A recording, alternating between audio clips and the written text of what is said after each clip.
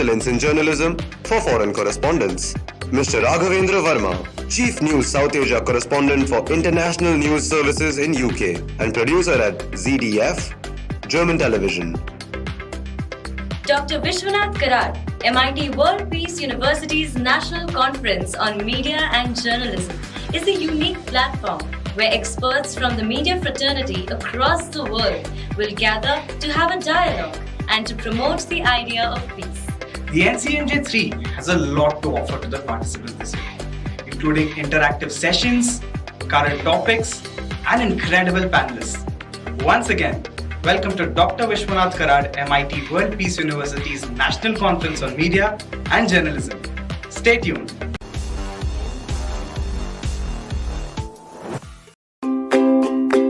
MIT School of Government is the first institute to initiate the leadership program in politics and government.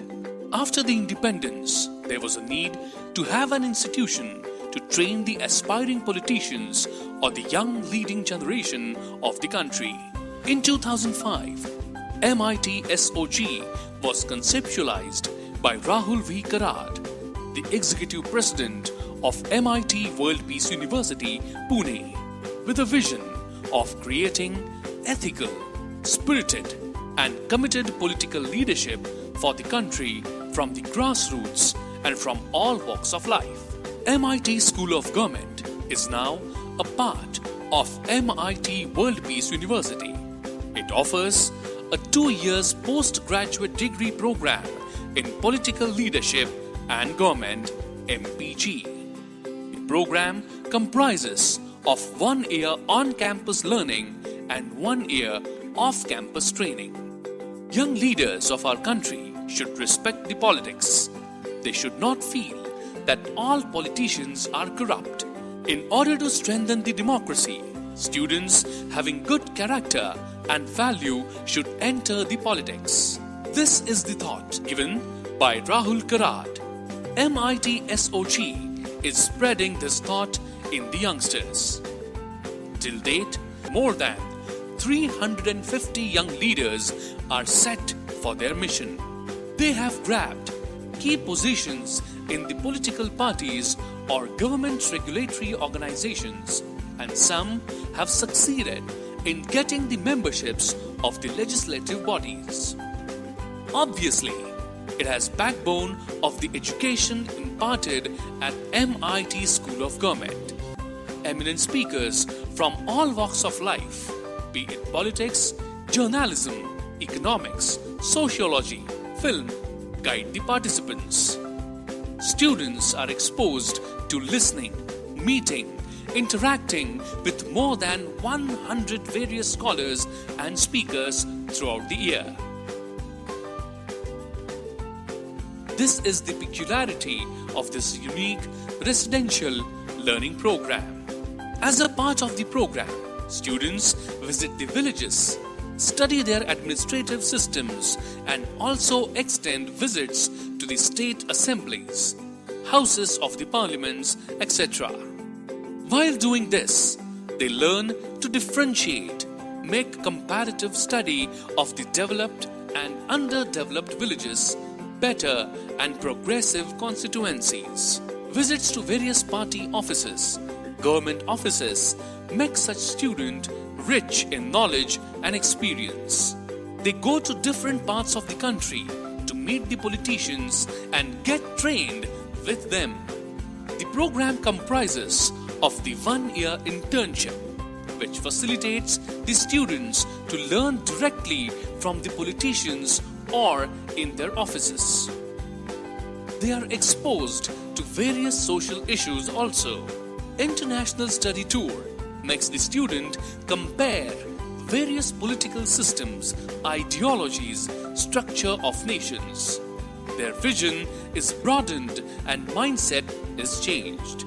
Rahul Karad, the founder of MIT School of Government, says that in order to strengthen the democracy, educated young generation must lead the politics. To support his ideology and expand the horizon of the School of Government, he initiated the largest platform of student leaders of the country, called Bharatiya Chhatra Sansad or Indian Students' Parliament. A large number of selected student leaders across the country represent in Bharatiya Chhatra Sansad.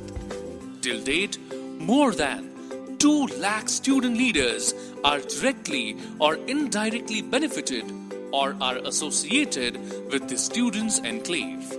This 3-day program is witnessed by large number of eminent guests from politics, social field, industry, science, spirituality, journalism, etc. Student leaders get an opportunity to express their thoughts in various sessions. Resolutions are passed by the students by voting and which are sent to respective government bodies. Bharatiya Chhatra Sansad is now can be said to be the largest classroom of politically motivated students. MIT School of Government is thus molding the students to empower themselves for knowledge, power and courage. This is a small contribution of MIT School of Government towards the nation building.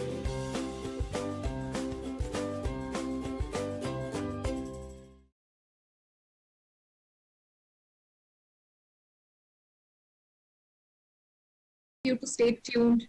Exactly at 2:30, we'll begin with the first plenary session of the third NCM. Recording in progress.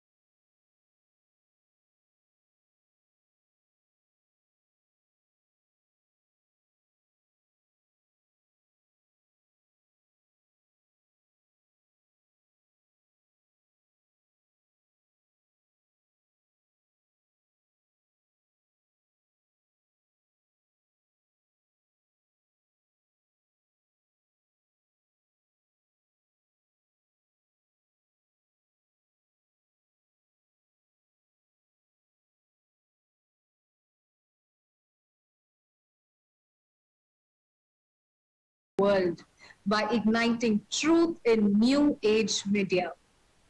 We are just a few moments away from the first plenary session, and I'm really glad to mention that this conference will bring together leading media personalities, experts, policy makers, academicians, social observers, administrators, peace advocates to meet, exchange perspectives, and share best practices relating to promotion of sustainable peace and development processes. We are glad that we have all gathered here on this online platform for a 4-day online event. So it is 2:30 sharp, and a very good afternoon to this August gathering. I, Dr. Purnima Bagchi, welcome you wholeheartedly on behalf of Dr. Vishwanath Karad, MIT World Peace University, Pune, Bharat, to the third National Conference on Media and Journalism on Dialogue, Inclusivity and Peace. As per the tradition of MIT World Peace University, we would like to begin today's very first session of the third NCMJ with the World Peace Prayer. I request all to join hands and pray to the Divine Almighty. I also request my technical team to kindly relay the World Peace Prayer.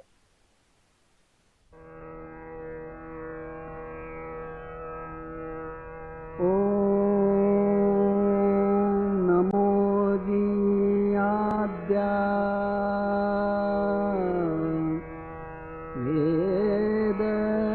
प्रतिपाद्या जय जय स्वसंवेद्या आत्मरूपा देवा तूची गणेशु सकलार्थमति प्रकाशु म्हणे निवृत्तिदासु अवधारी गोदी गुरुर्ब्रह्मा गुरुर्विष्णु गुरुर्देवो महेश्वरः गुरुसाक्षात् परब्रह्मा तस्मै श्री गुरवे नमः।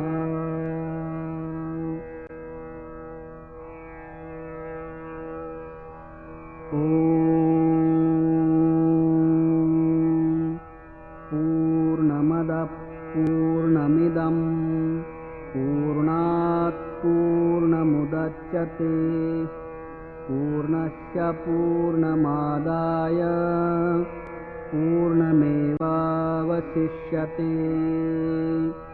ॐ शान्ति शान्ति शान्तिः।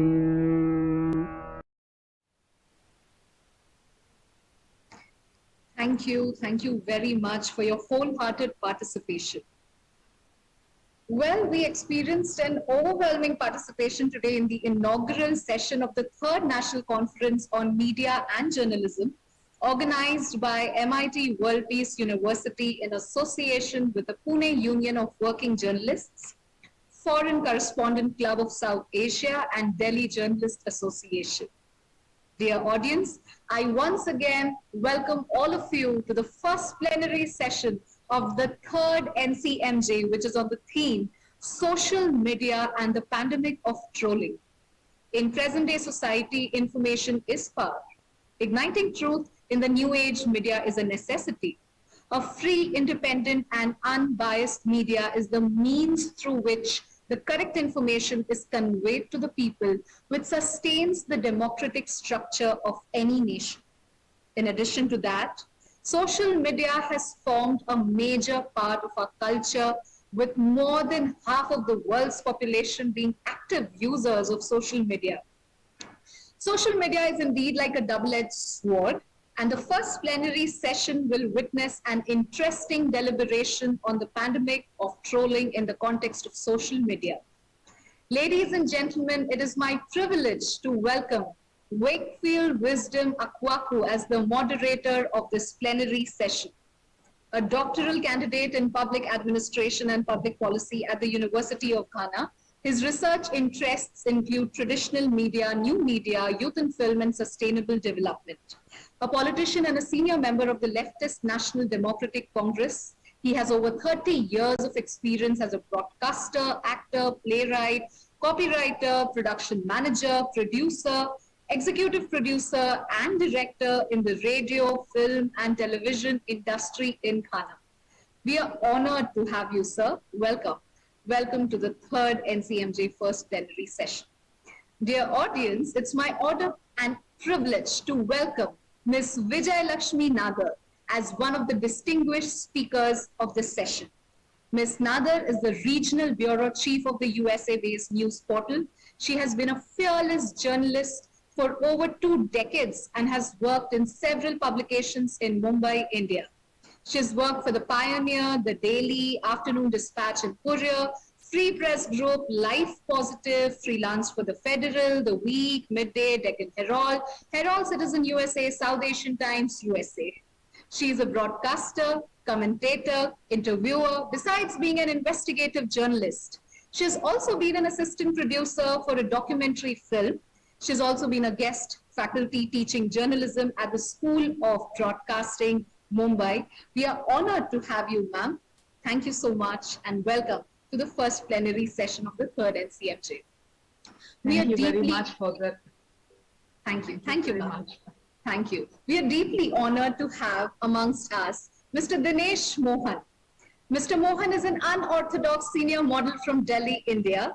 He has been conquering the fashion bonanza with glittering hair, royal makeover, and an overly grounded attitude, which has created unnerving waves in the ramp world. In his modest career of modeling, he has been indulging in a series of transformation from paper roll cameras to ultra digital photo shoots of the current generation.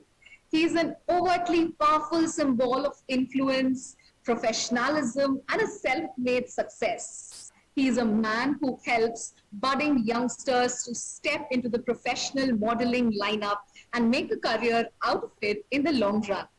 With his stylish demeanor, actor and model Mr. Dinesh Mohan carries his trademark tone jeans with quite a swag. So we are honored to have you. Thank you so much and welcome Thank to you the so much. Thank you so much. Thanks a lot.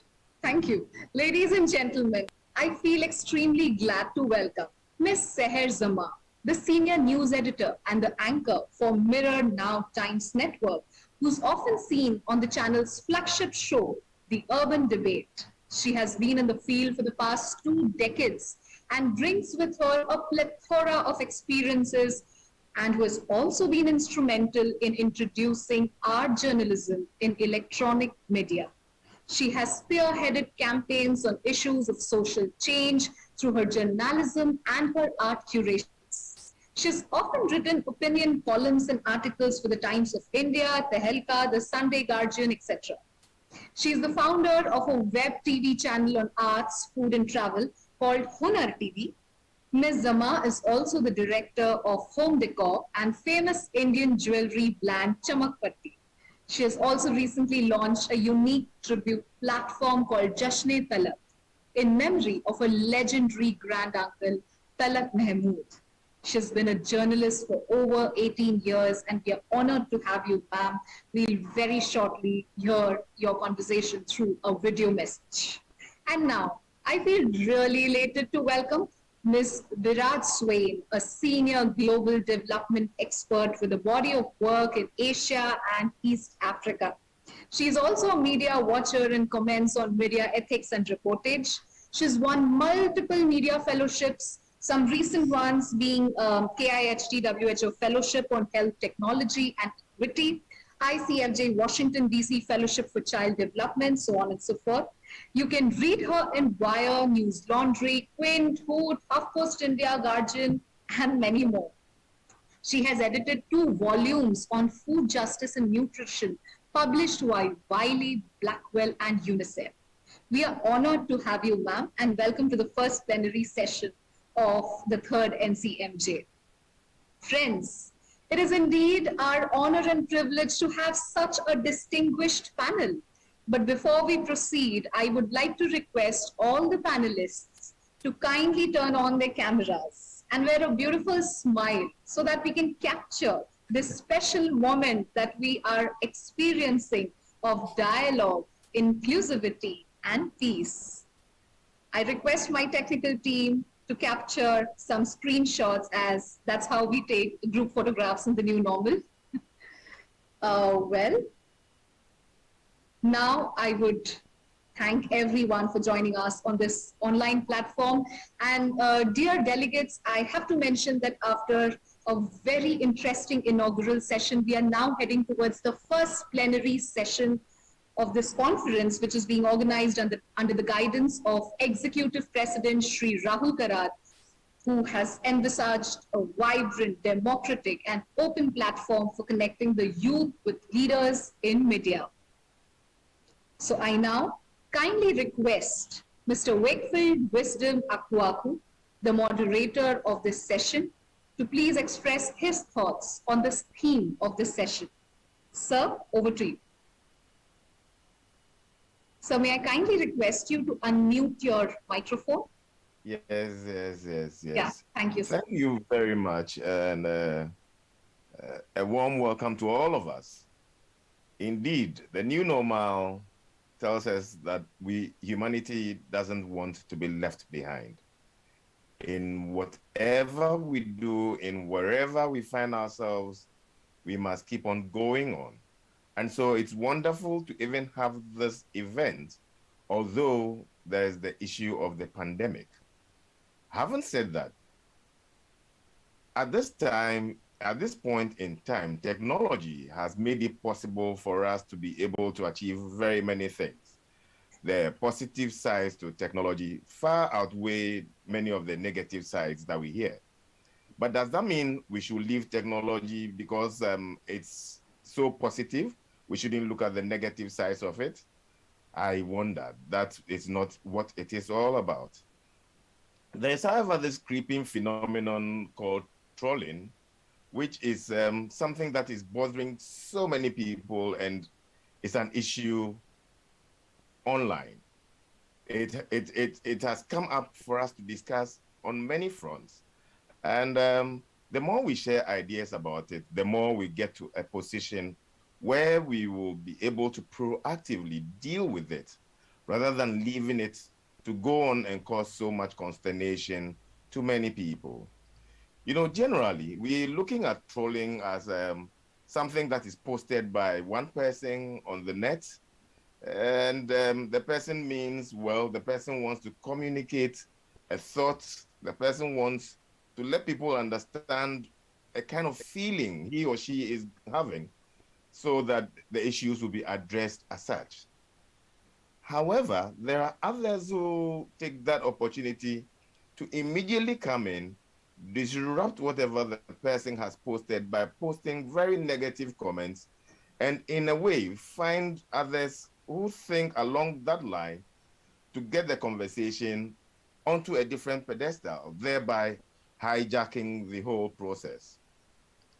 This, in fact, has been a thing that has been going on for quite a long time, from the advent of the internet. And we are not leaving it at that.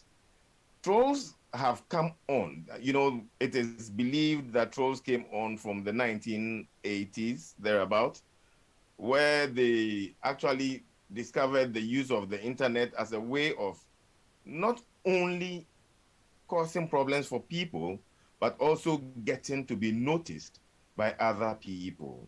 So some way, somehow, you notice that we tend to see more of the negative side of trolling, which is a lot of misinformation that are being carried out.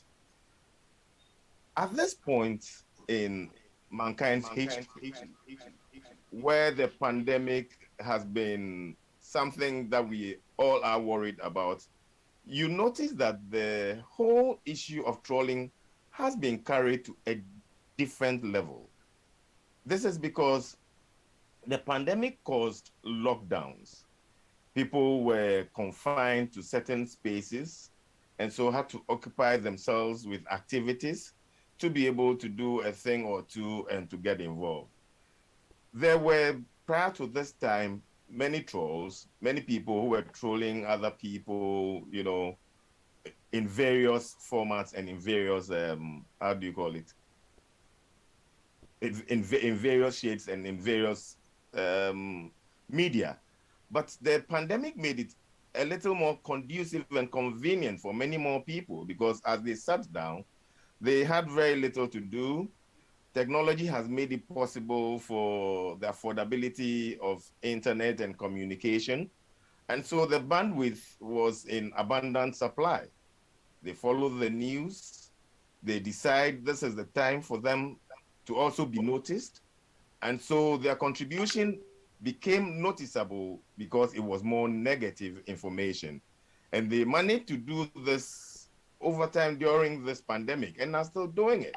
So I noticed, and many more have also noticed, that in this period of the pandemic, trolling has been on the increase.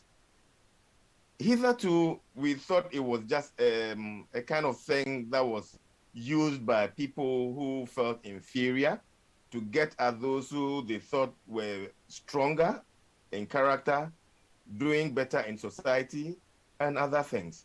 But alas, that may not be the case.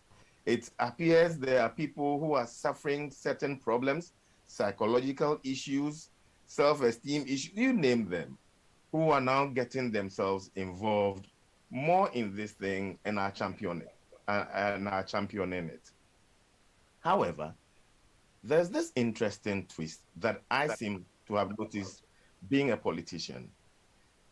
Do we see trolling as a creation of the politicians, which has gone out of control? One could say yes, because in politics, it's all about competition. It's all about competitiveness. And people may either use fair or foul means in a competition.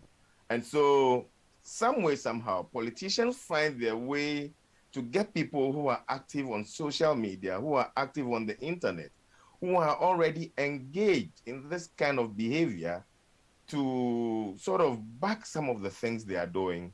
And in the end, we are the ones who are going through many of these things. So today's discussion is going to focus more on how this issue of trolling is affecting the generations as we go along, especially in this time of the pandemic. We'll also look at whether there can be anything described as positive trolling or trolling is just a negative issue. So this, I believe, will set the ball rolling for us to have a very wonderful discussion and then move it to the next level. Thank you very much on this note. Thank you. Thank you so much, sir. And I request you, sir, being the moderator of the session, to kindly invite all our distinguished speakers one by one to express their views on the theme of this session. Yes, thank you very much once again. I take this opportunity then to first and foremost invite Mr. Dinesh Mohan to give us an insight, being someone who has the swag. The swag is more associated with the internet and more with the youth. You know, he should give us an insight as to what this whole issue is about in terms of media and journalism. Yes, thank you so much for calling it swag. Right, you're right. It does give you some kind of prominence on internet and on social media, but then it's not easily digestible by many people who follow you on the social media or who are watching your videos or your posts or trying to, follow your career graph. So I grew on social media mainly during the pandemic because of, we were all sitting at home and there were lockdowns and there were no physical shoots or fashion shows. I work as a model and as an actor. So social media was the only, thing for everybody to grow on. But then very soon I realized that, trolling is a part of, it's a very normal routine when you grow on social media. And in the beginning, it did affect me. It still affects me. I'll be very candid and honest here. But then you learn to live with it, as, a part of your profession.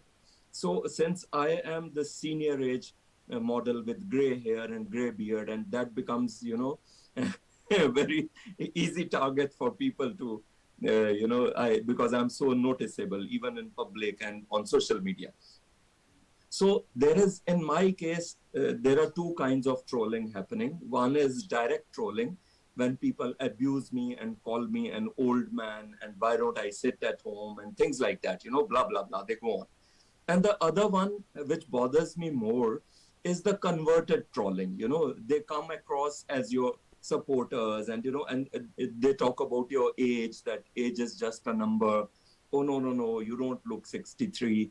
You look way younger than you are 63 years of age. And, but that is more bothersome, that people are not ready to accept you for what you are. They're always complimenting you that you look younger than your age. So this thing bothers me more. And I've been trying to project an image that, okay, I'm comfortable with my age. If you are not comfortable with my looks and my age, that's your problem. But then, people go on. And initially I used to react and, even revert or report but now I have learned to live with it. But then that is the downside of social media. Downside of social media, yes, correct. It does hurt you at times, but then you learn to move on. And at times the comments become too much, they become too personal. There are even threats, but then what can you do about it? You cannot leave living your life or being on social media because of these few wasted minds who are all the time there and trying to put you down every time. So I have moved on. Basically, I've learned to live with it, and it doesn't bother me anymore. I don't know about others how they deal with it.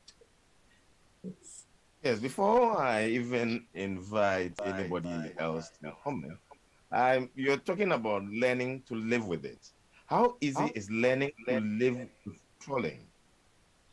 It isn't that easy if you let it affect you too much. But then when you realize that it is part of life on social media, then you are comfortable with it. At times it does give me some kind of negative, I'll be very honest here, negative satisfaction that the more the trolling, it is a sign, at least in my country, that you are getting more popular. So more people start hating you. So easier to, this is how you condition your mind. So that is the thing. I see. I'm sure Biraj Swain will have a different view given the opportunity. Being a woman who is in the limelight, Biraj, we would like to hear from you at this point. Biraj Swain, are you there? Can you hear me? Am I audible? Yes, you are audible. Please go on. So thank you so much for inviting me, Dheeraj, Dr. Purnima, and Mr. Wakefield. I'm actually delighted that you come from the country and the vicinity of Thomas Sankara and Jomo Kwame. So who could not remember to be inspired by that historical legacy? So right now, other than wearing the multiple hat of being a global development expert and also working or watching the media, and the reportage of one of my fellowship is actually to watch how the pandemic has been reported or misreported. I think we are in the cusp of the pandemic. The virus has become more virulent, and the pandemic has also extended precisely because of infodemic. We don't know what happened with the Spanish flu, but we do know that the infodemic has actually sort of limited the treatment, the solidarity trials, and everything that public health has tried to do about containing the pandemic. And a lot of this infodemic is triggered and based and foundationed upon trolling. I think you raised a really good question about the definition of trolling. Is there something called as positive trolling? And is it just women and people from minority vulnerable communities who are at the receiving end of trolling? Is it the most privileged and the most organized ones who are at the giving end of trolling? Who are the trolls? But I think what does trolling do to public discourse, and how has it affected journalism, especially in my part of the world, in South Asia, and what it does to even some of the most important inflection points at this point of time? If we consider COVID as the most important story of our times, how COVID reportage has been affected because of trolling, because of infodemic, how infodemic has been exponentially increased because of trolling, and how they're feeding off each other is a conversation that I want to have. Also because of my personal experience, A, I'm a COVID survivor, B, I lost my elder brother to COVID. So in the deadly second wave. So I think trolling is actually the culpable and the credible battling for the attention of the gullible. So that's actually Dr. Srinath Reddy's definition. It's a brilliant definition. I think we should all be catching on to it. The culpable and versus the credible battling for the attention of the gullible. Voltaire said that if you can convince the majority about absurdities, you can also convince them to commit atrocities. And we've seen all of that, especially the way the virus was communalized in my part of the country, and the way the reportage started targeting minority community, vulnerable community, and peddling a lot of anti-science snake oil bullshit. And we've seen all of that. And that was all amplified by trolling, which was neither spontaneous nor one-off. It was actually pretty organized. And it is not surprising that it was a lot of it was actually amplified and I'm fueled calling by. She's the one I'm calling. Do you want me to stop? I thought you were in the middle of a conversation. No, please, you may go on. You may go on. Sorry. Okay. Sorry. So I think you'll have to mute till I finish. Yes. Okay.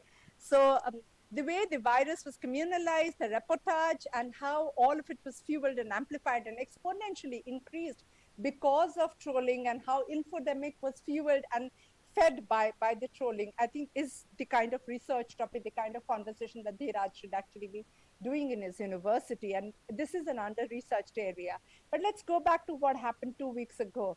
So we had this Facebook whistleblower who said to the SEC and to the Congressional Committee hearing in US that the social media, the big tech giants are actually amplified. Their algorithms are designed to further amplify outrage and attacks, and not positive life affirming posts.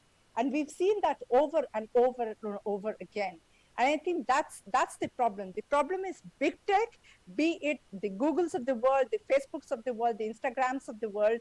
They think white democracies are more important and they should be preserved and protected vis-a-vis brown and black democracies. So while you can deplatform a lot of hate mongers, a lot of trolls in your part of the country, be it in US or Western Europe or North America, the threshold of tolerance against people who are constantly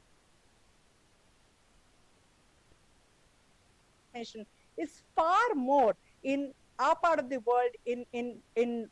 Am I audible? My internet connection is unstable. That's what. You're audible. Okay, brilliant. So that's another challenge. I'm sitting in a small town in Orissa called Cuttack. So please bear with that. Yeah. So I think a lot of that is precisely because also the big tech does a fair amount of differentiation and discrimination between white democracies and their accountabilities towards the white democracies vis-a-vis black and brown democracies, and how hate mongering, venom spewing is tolerated and fomented and fostered in black and brown democracies. So we need to also call out big tech, because big tech, while they pretend to be the saviors of the world, and all these revolutions happen from the Arab Spring and everything else, right now they're harming, like Sacha Baron Cohen said last year, that Facebook is the one which actually stops the fire truck from coming, puts gasoline and pushes the society to incendiary inferno. And that's exactly what trolling is doing. That's what big tech is doing. I also wanted to talk about a bit on the definition. So is there something called as positive trolling? I think, so I'm a big fan of somebody called as Rofel Gandhi, and I'm sure a lot of us are here. But is he actually a troll? I think the same definition that stands for stand-up comedy, for comedian satire, also works out for troll. If it is punching up, if it is asking question to the powerful, if it is taking side with the powerless, if it is not targeting the discriminated, the marginalized, then I think that's not exactly troll. So if we are actually going for a consensual definition, then I think the consensual definition is, there is not, I think it's a disservice if we are starting to call witty satirists who are, for reasons of state attacks, for reasons of freedom of speech and dissent and protecting dissent, are masking their identities, but are constantly punching up and constantly siding with the discriminated and the vulnerable. So no, there is nothing called positive troll, because I do not want such fantastic revolutionaries who are memeing revolution and revolutionaries who are satiring revolution in our current times to be equated with hateful, venomous, fascist trolls who are doing organized attack and fueling anti-science nonsense and bullshit. So yeah, that's my point in definition. So the other thing I wanted, since this is a university, actually there has been enough research on this. Evgeny Morozov, Open Society fellow, has been writing a lot about the rise of data and the death of politics. So from Minority Report films, like science fiction cinema like Minority Report, and algorithms, and how algorithms managing our lives, and what we've seen in the last 2 years in terms of pandemic combat and infodemic, I think it's really, really important that we start really taking a close look and stop celebrating algorithms and start questioning the accountability and demanding more accountability around the big tech. Last year, CMS, Center for Media Studies, PN Basanti, did a research with UNESCO on trolling, especially of women writers and commentators in social media. I am not on social media out of choice, precisely because I think it's a waste of time. And also, if you are on places like LinkedIn and YouTube, and if you have already 200 pages on internet, I a lot of times do feel that this is a place where the real world is completely disengaged from the digital world, and a false narrative is built. And hashtag trends every night, and mainstream media picking up news items based on engineered, organized hashtag trends, I think is one of the best examples of why we should be detoxifying ourselves from social media, and why I think it's a fantastic choice of word to actually call it a pandemic. But I think pandemic has a starting time and an ending time. I do not know if spontaneously there'll ever be an end unless and until we demand that there needs to be an end. And that demand starts with big tech, but it also starts with our own governments, because we do know that at least in our country, our government actually fuels, foments and fosters a lot of this trolling. And it is not spontaneous, it is not on its own. There are islands of resistance. I also thought that we should celebrate islands of resistance in terms of digital media, who've been doing a fair amount of truth-telling and reportage, and also standing tall against. But I believe the next session is makers. Hope she's going to be joining this particular session. Their identities, their names are a great example of who are those people who are trolled constantly, and when does that threshold become intolerable, and when do we call it out? So yeah, I think at this point of time, it is not just women, it is privilege and lack of privilege and identities, and people with mostly marginalized identity group who are at the receiving end. And this should be a wake-up call against the kind of takeover that big tech has done of our lives and our realities. Thank you very much. It's been a fabulous presentation. And I'm sure we'll be coming back to you to look at some of the issues you have raised, very strong issues. But in the meantime, we will have to look at what Vijay Lakshmi also has to tell us. I'm sure her views equally on this all-important topic will be very worthy of notice. Vijay Lakshmi, if you can hear me. Let's hear you. Ma'am, I'll request you to kindly unmute yourself.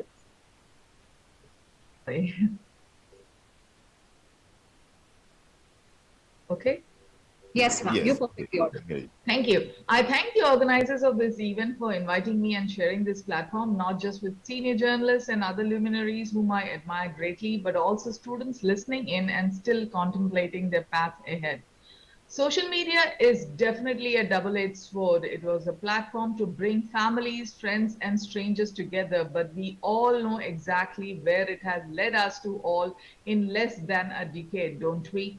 Sure, it has brought mankind together, but it has also reached such a boiling point that it could very well trigger the next war between countries.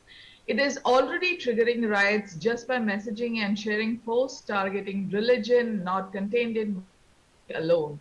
Social media posts are being used to trigger violence across borders as well. Disturbing links are now emerging from Bangladesh that the recent violence eruption there could very well have links in India. After all, there has always been an underlying campaign to somehow hold the majority community in Bangladesh responsible for the 1971 genocide, where several thousand women were brutally killed and raped simply for being Hindus.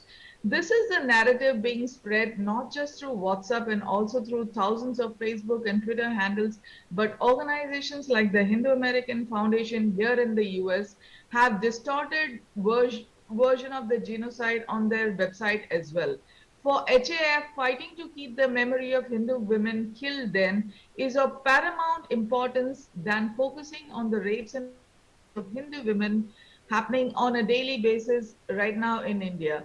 Just a cursory knowledge of events back then would reveal that the Bangladeshi women being killed then had little to do with the religious identity, and both Muslim and Hindu women were killed just for speaking and dressing up differently than their Pakistani counterparts. But the untruths continue to be nurtured by organizations like HAF, where most of the members are second generation Indian Americans educated in US universities. It is this deliberate misinformation campaign which could very well be the genesis of the violence in Bangladesh today. Media platforms like Facebook and Twitter and messaging services like WhatsApp have grown beyond people's wildest imaginations. The unbridled growth with little checks has also increased chances of war.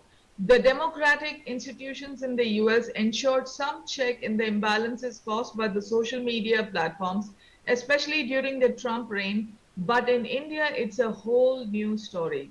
We cannot shy away from the fact that the ruling Bharatiya Janata Party, headed by Narendra Modi, which ran a successful campaign virtually besides on ground to give itself a dream victory in 2014, has been using the social media to trigger some unquestionable episodes. Over the years, the role of Facebook, Twitter, and WhatsApp, which is fast metamorphing into modern day evils, has been a subject of study in many quarters already. Someday soon, there will be enough evidence to actually pin responsibilities, not just on these platforms, but governments as well. For the Indian government, since the dream victory in 2014, sustaining the momentum, ensuring that the billions spent to promote Narendra Modi as a strong, efficient leader continues through 2019 and beyond is a constant challenge.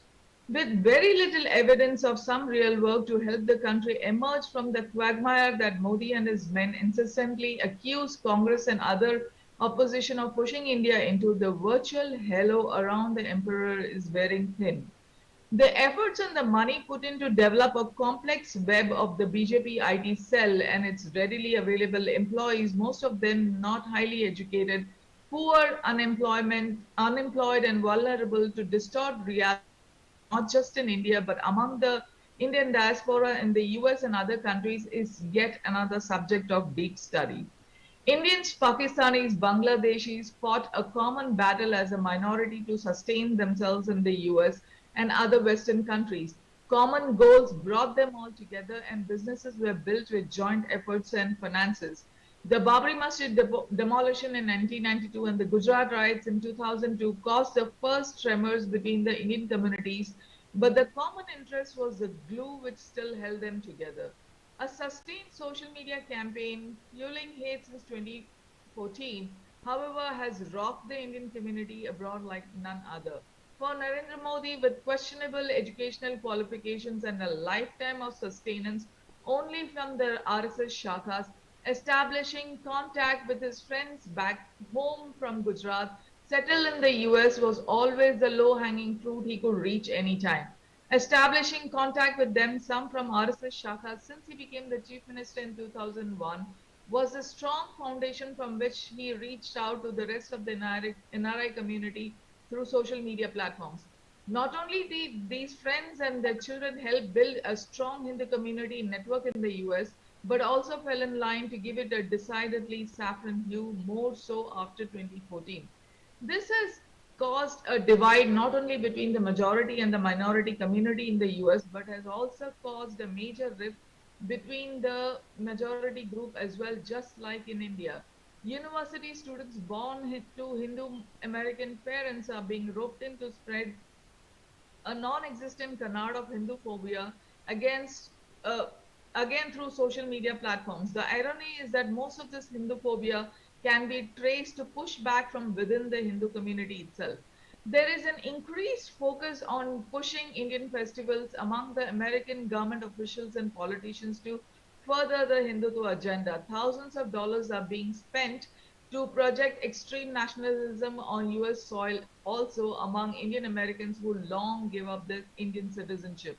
To control not just the majority votes in India, but also the vulnerable Indian community abroad, the BJP IT cell and its trolls have played an active role.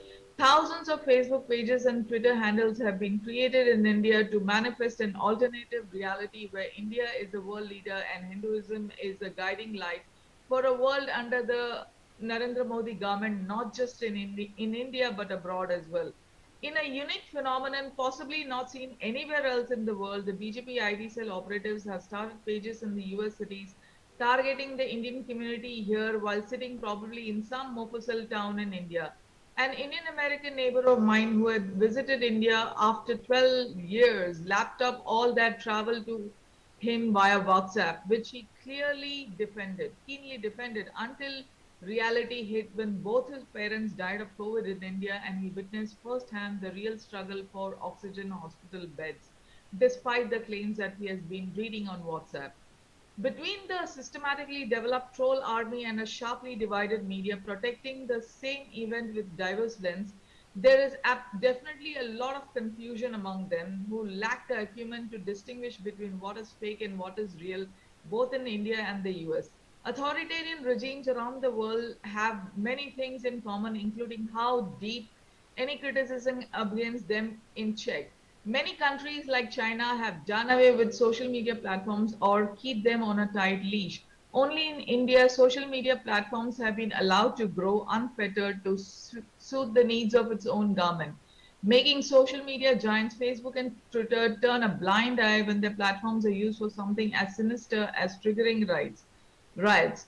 Many pages and handles were reported by users for inflammatory posts during the Assam and Delhi riots, but hardly anywhere pulled down for violating community standards. A curious phenomenon only seen in India is how the BJP IT cell is a source of misinformation, not just for the ministers and other senior functionaries of the party, but the national media as well. It is through these misinformation campaigns and trolling that the country is being kept on a constant boil to keep the focus off on pressing issues, whether it's the tanking economy, inflation.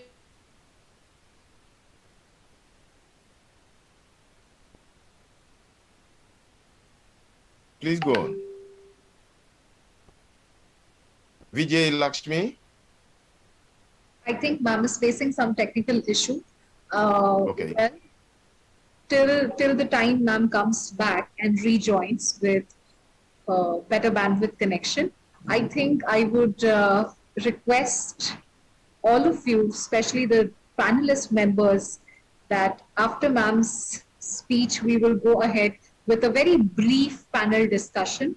And with the permission of the moderator, I would just introduce the question so that our panelists get some time to maybe brainstorm, and after a few moments, maybe we can have them experiencing their thoughts on the question that we have imposed.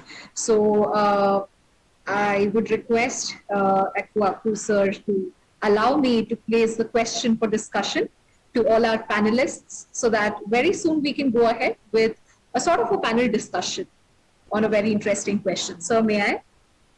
Yes, you may go on. But let me quickly tell Dhriyaj to stand by, because we want to look at the assault on the speech or the freedoms of those who call themselves trolls. But go ahead, pose the questions so we can ponder. Right. So Nada ma'am is back and we are happy to have her back. Ma'am, we were just mentioning that very soon we'll have a panel discussion after a video presentation. So the question that will be taken up for the panel discussion is a very precise question, but has a lot of effect, because the question asks, is trolling organized? Is trolling organized? And after Vijayalakshmi ma'am's presentation. We will have a video message followed by a panel discussion on this question: is trolling organized? So, Vijayalakshmi ma'am, I hope you're back with us. Yeah, Yes. do you want me to finish my presentation? Yes, ma'am, please. Kindly I continue. apologize. Actually, my battery, the laptop got disconnected. Absolutely I'm fine. extremely sorry for that. No problem. Anyway, it is through these misinformation campaigns and trolling that the country is being kept on a constant boil to keep the focus off of pressing issues in the country, whether it's tanking economy, inflation, or rising unemployment. A similar boil existed in the US under Donald Trump until he was relegated into history. It was possible only because half the population still managed to hold on to their common sense in a cesspool of misinformation campaigns. Indians are far more innocent than this. Many are still unaware of what really hit them. As a concerned citizen and as a parent, I fear for the mental and physical health of the youth and the children navigating their way in this toxic environment. The toxicity in the US has been stemmed largely due to a change in guard. It remains to be seen how soon India does it. Before the toxicity fueled by the incessant trolling against not just journalists and activists determined to stand by the truth, but also the man on the streets who dares question the government just based on his everyday living experiences takes on completely. Thank you. Right. Thank you very much. So we now will look forward to the questions that we promised to pose. Sure, sir. And before that, we would like to have a video message by Ms. Seher Zama, the senior news editor and the anchor for Mirror Now Times Network. I request my technical team to kindly relay the message by Ms. Seher Zama. Over to my technical team.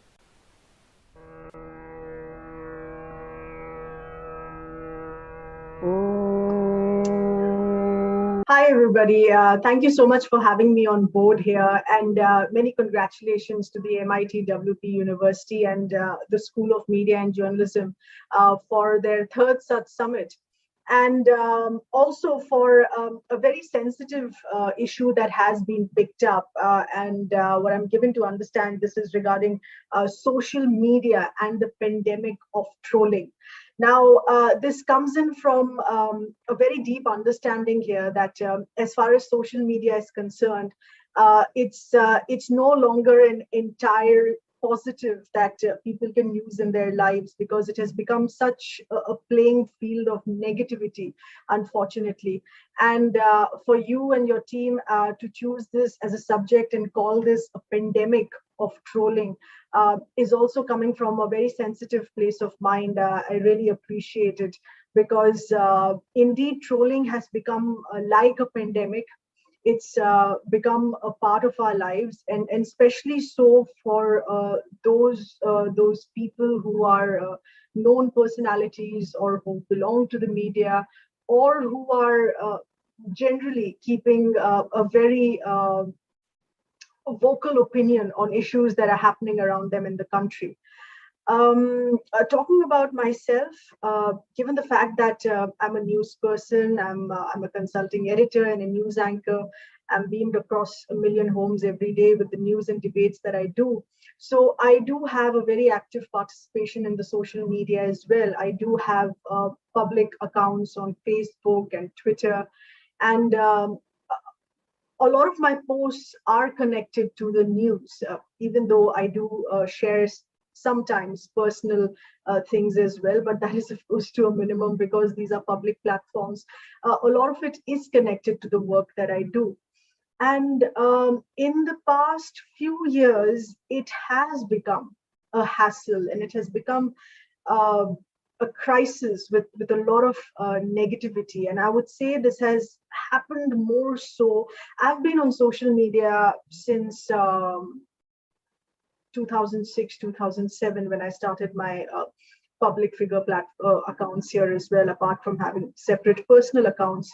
But since 2006, 2007, it was a very different world on the social media. Of course, there were relatively lesser people on these platforms as well.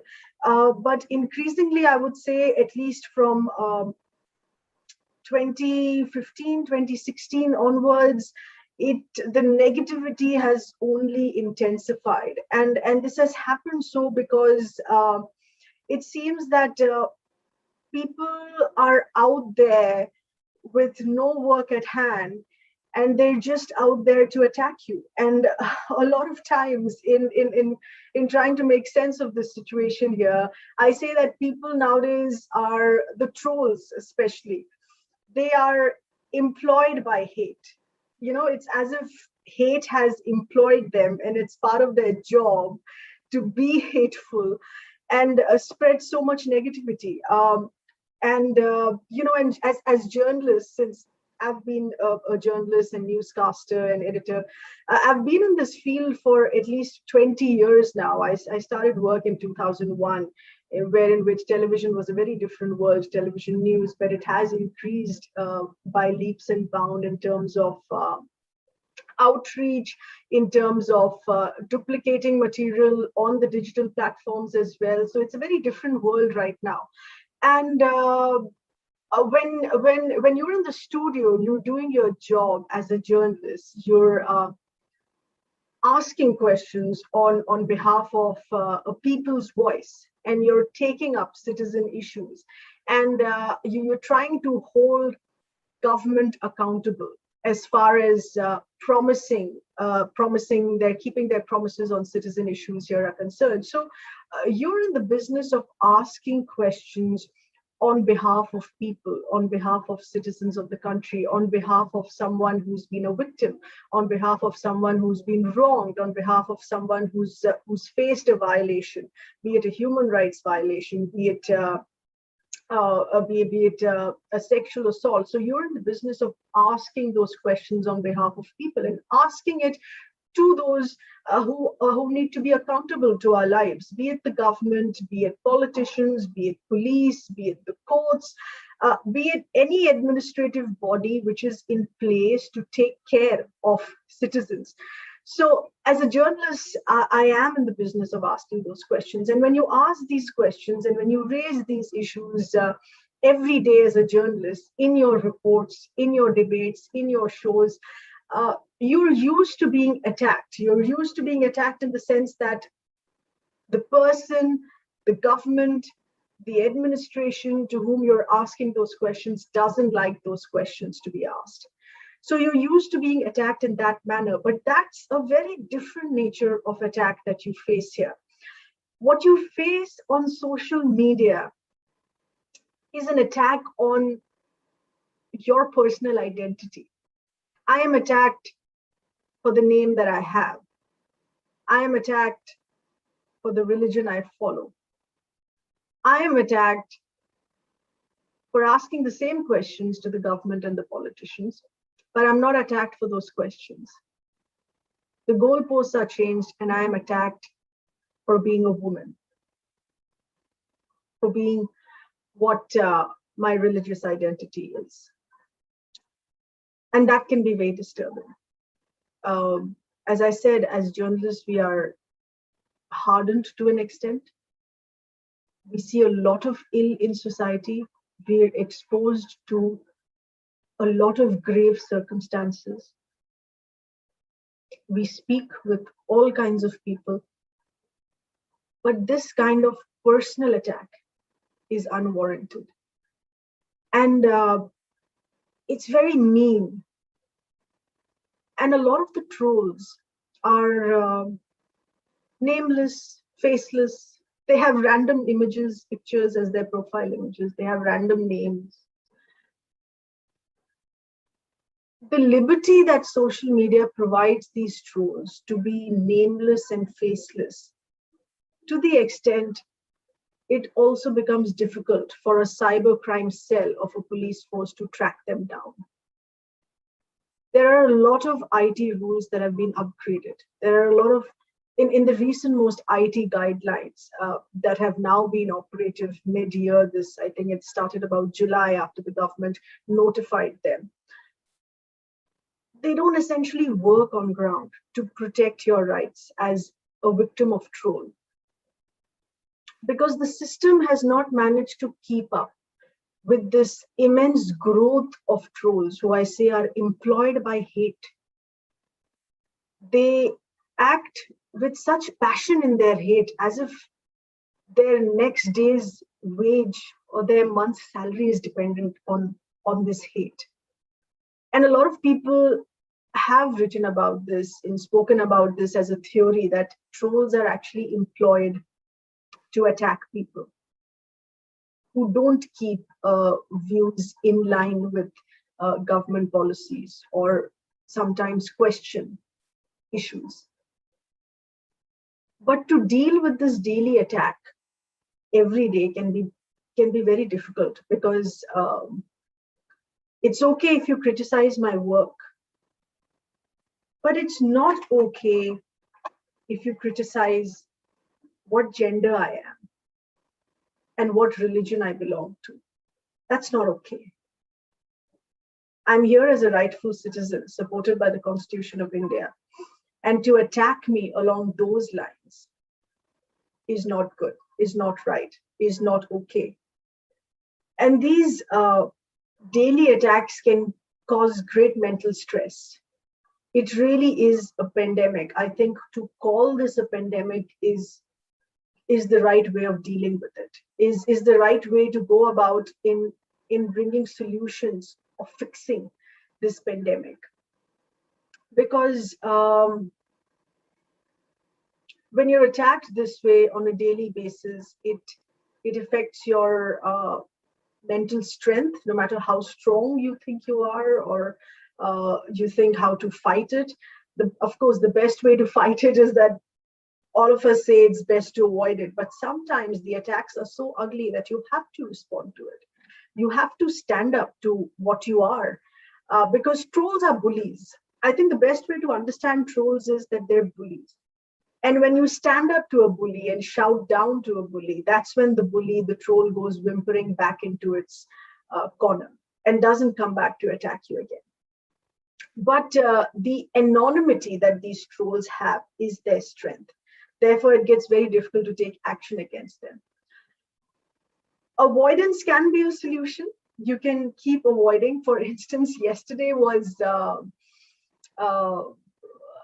one of those days when I was being trolled, and on my Twitter account, I was getting non-stop, every second, notifications on people attacking me. And it was because of, it was an issue of connected to the Fab India controversy, where people thought Fab India is trying to wish people for Diwali for Urdu. Using the language Urdu, which is an Indian language, by the way, just for anyone's information watching here, it's very much a language of India. It's not connected to a religion. It's not connected to any certain community. Urdu is the language of India. So it was a day where Fab India was in the news of being trolled or wishing people for Diwali in Urdu. And I recounted an incident of exactly last year, where I had wished all my followers and people on Twitter very happy Diwali, and I had wished them in Urdu, for which I was trolled. So I was trolled exactly last year for the same matter. And yesterday, when I recounted that, saying that the Fab India episode really reminds me of what happened with me last year, I got trolled again about it, and the hate was the same. But the intensity in just 1 year, while I faced that hate exactly 1 year ago, yesterday I faced the same hate with double the intensity. And your Twitter feed is continuously buzzing with that hate. So you just have to switch off to keep your sanity. That's very important. Yes, sometimes responding is important when it really reaches an absolute low and you say, hey, this isn't right. But often switching off helps to keep your own sanity. And that is part of resolving this crisis here. And as I said, of accepting this as a pandemic will also help each of our each of our concerned organizations and institutions to take charge and acknowledge this as a crisis of a pandemic here, to resolve this, because we have a very active and toxic troll army here in India. And I'm not sure if trolling is as bad in other countries as it is, as some of us face here in India. And we need governments to acknowledge that. Yes, there are existing IT guidelines, there are existing cybercrime laws in place, but they have their loopholes. It's very easy to slip through them. And it's never assured that, the person who has trolled you and caused this mental harassment can actually be brought to the book. So we need a lot of engagement from the government, from lawmakers, from the police, from the courts, to put their heads together, to come together and acknowledge this as a crisis. While social media is liberating, can spread a lot of happiness, can help you connect with people across the world, there is a very active and now a very major chunk of social media which has these trolls, which I say are employed by hate. And it's important to resolve this crisis. So I really thank MIT for bringing up this issue in a very sensitive manner, and for having me on board to speak about this as one person, as one of the many people who get trolled on social media, and not because of necessarily the work that I do, but only because what I am as a cultural and religious identity, and because I end up asking some tough questions to those who are sitting in government and to those who are lawmakers. So thank you very much.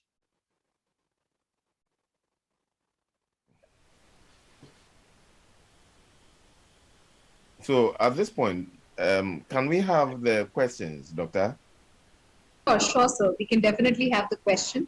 And since the first question has already been taken up, we'll request our panel members to answer the question one by one. Maybe they can give their thoughts, their opinion on the question, where this has come from one of the faculty members at MIT World Peace University, where the person wants to know, are trolls organized? Is trolling organized? So we'll request the dignitaries to take this question and share their insights. Yes, we'll request Vijay Lakshmi ma'am to first give her views on the question. It most definitely is extremely organized. If you see, if you watch social media behavior, you can actually make out the toolkits that go with the trolling. And the comments are identical, the attacks are identical, the style is identical. So this whole BJP ID cell has created a troll army to do it in a very organized manner. Last year, I was attacked too.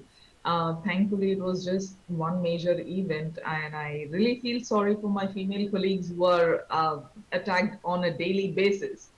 I just happened to post something about Amit Shah's health and that he may not even survive whatever he was suffering from. I thought it was COVID and cancer. And as a home minister, he should have made his health situation very clear, but that had started almost a national debate on what exactly is happening to his health. And he never clarified it. The moment I posted that, it was not an article, it was nothing major, it was just a Facebook post. That went viral within the next few hours. I went to bed posting it. Morning, I see that I had been attacked on Twitter, on Instagram, on Facebook, in which all of these comments were tagged to the Home Minister and the Prime Minister. Now, the world's dignitaries watch these profiles of the Prime Minister and the Home Minister, and despite that, the ID cell bugs, literally I call them, the way they had access to these accounts and how they were, tagging the Prime Minister and the Home Minister as if it's well within their rights to do that, blissfully unaware of the repercussions that could have. Now, this speaks of a very organized attempt, and it has been going on for years. You just need to be a little watchful of exactly how this trolling is done, and it's very easy to pick up on how organized it is. Not just in India, but throughout the world as well. I live in the US now, and in the US too, it's happening. And this despite being a very liberal country, but trolling happens from India with those living here. So yes, it's very organized. Thank you very much for that response. And we would like to hear from you, Dhiraj Singh.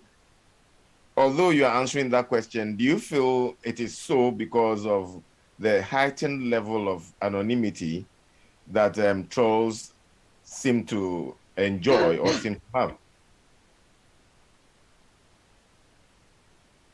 Hello? Dhiraj, can you hear me? I'm sorry, there's some confusion with my name and Biraj's name, so I thought you were referring to Biraj Swine. Oh, okay, no. So yes, anonymity is something that really, really brings out the worst in people, as we have seen with the examples of all our respected panelists, that anonymity provides or sort of fuels the toxicity that already exists on these platforms. And coming back to a question someone raised was, are these trolls organized? And definitely, in India's example, we have seen that there are IT cells belonging to different political parties who are very, very active in not just trolling people, but there is also a simultaneous epidemic of fake news. So on the one hand, we as journalists are working towards bringing out a very credible and accurate narrative of things. There is a very strong opposition to our accuracy and our whole work as journalists by this very, very dedicated and paid for IT cells who are constantly at war with those who are believers of the truth and those who want to help propagate news as it is, news which is neutral, news which does not arise from a political party. So journalists, in fact, in India are facing a very, very strong opposition from these organized IT cells who are constantly, if the journalist is on social media, so constantly bombarding his or her social media feed with these fake narratives and false narratives, and often getting very, very personal with the journalist, especially if the journalist happens to ask a lot of difficult questions. Thank you very much. Now, Biraj, you heard the question, but the question I want to ask is, do you think it's all calculated by just one side of the political divide, having in mind that even the traditional media still spews out a lot of misinformation? Thank you for that. But before answering that, I also wanted to give my 2 penny worth on trolling. Is trolling always organized? Yes, it is. Haven't you seen the same mistakes being repeated, the same spelling mistakes, the same grammatical errors? And these are people who have the audacity to call themselves journalists who can't even do a good job of copy pasting. Having said that, I also feel groupthink. Not, I mean, a lot of time liberals and woke liberals are actually made fun of because they're too individualistic. They can't even organize themselves. So forget about organizing to troll and target anyone. But groupthink is actually a part of thought policing, and that comes with a certain kind of narrative, certain kind of worldview. And we do know who are the ones who are most tempered towards groupthink.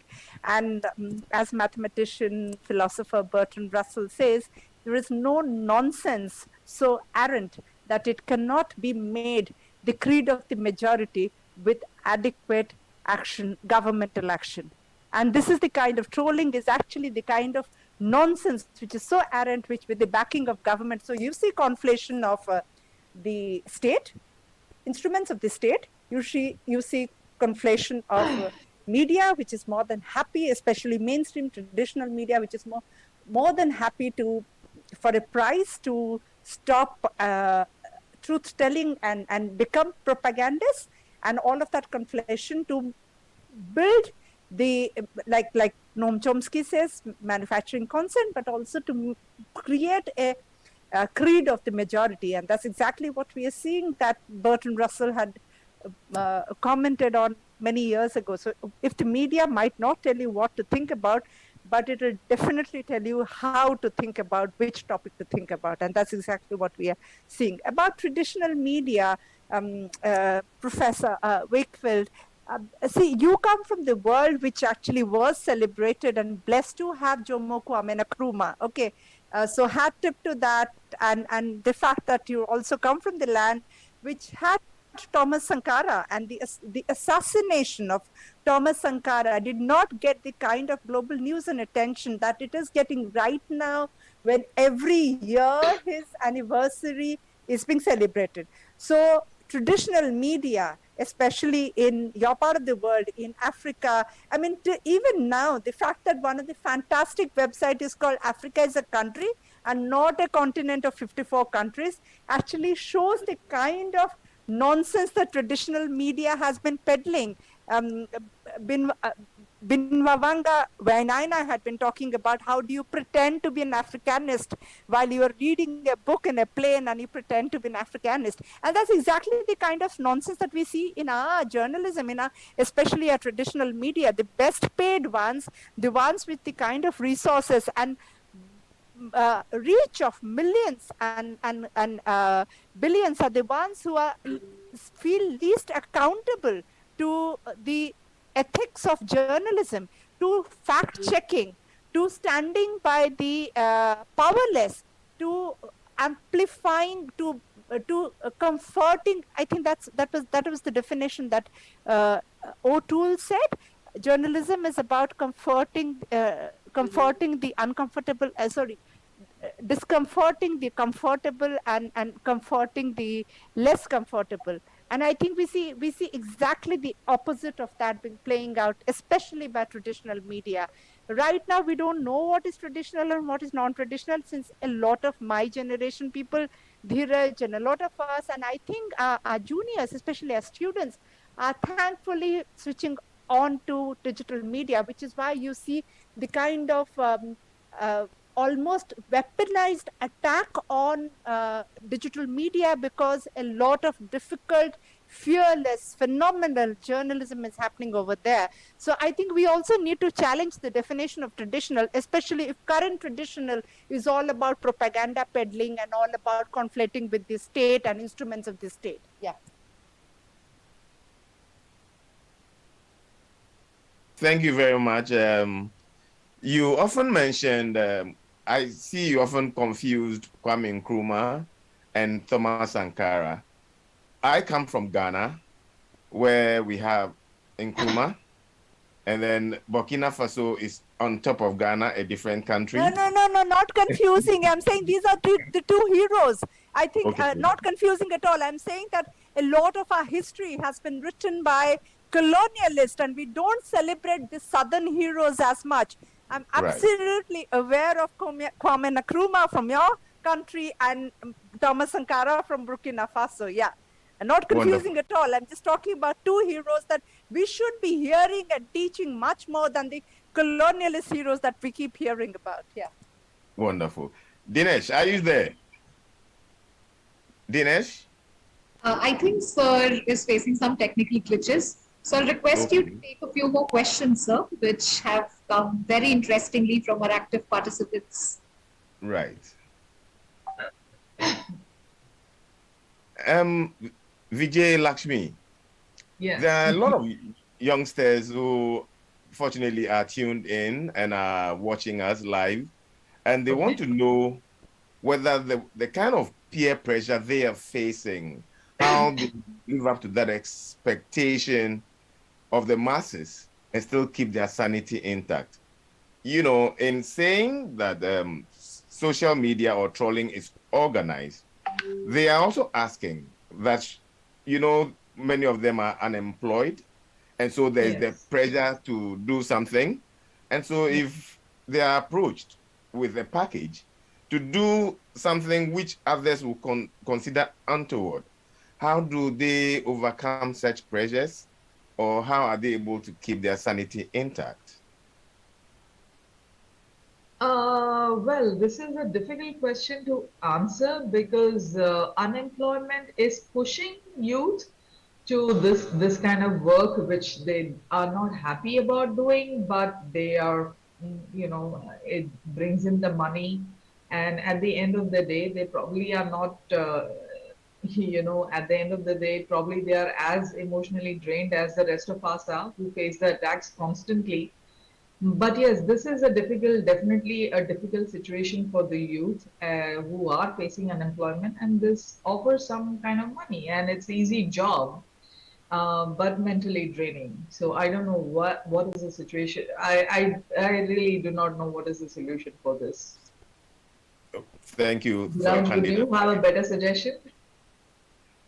Well, maybe let me defer to Dhraj and see whether he has a better suggestion or an answer of sorts.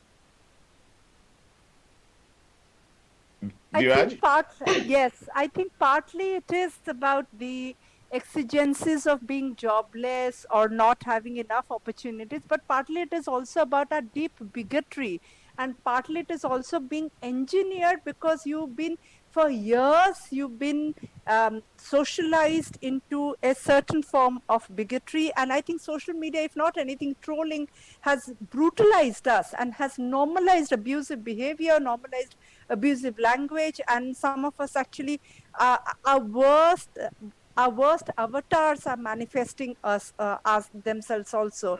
So I think some of it is definitely exigencies, but some of it is also about our deep-seated, deep-rooted bigotry manifesting and being acceptable because of the brutalization which has now become so normalized.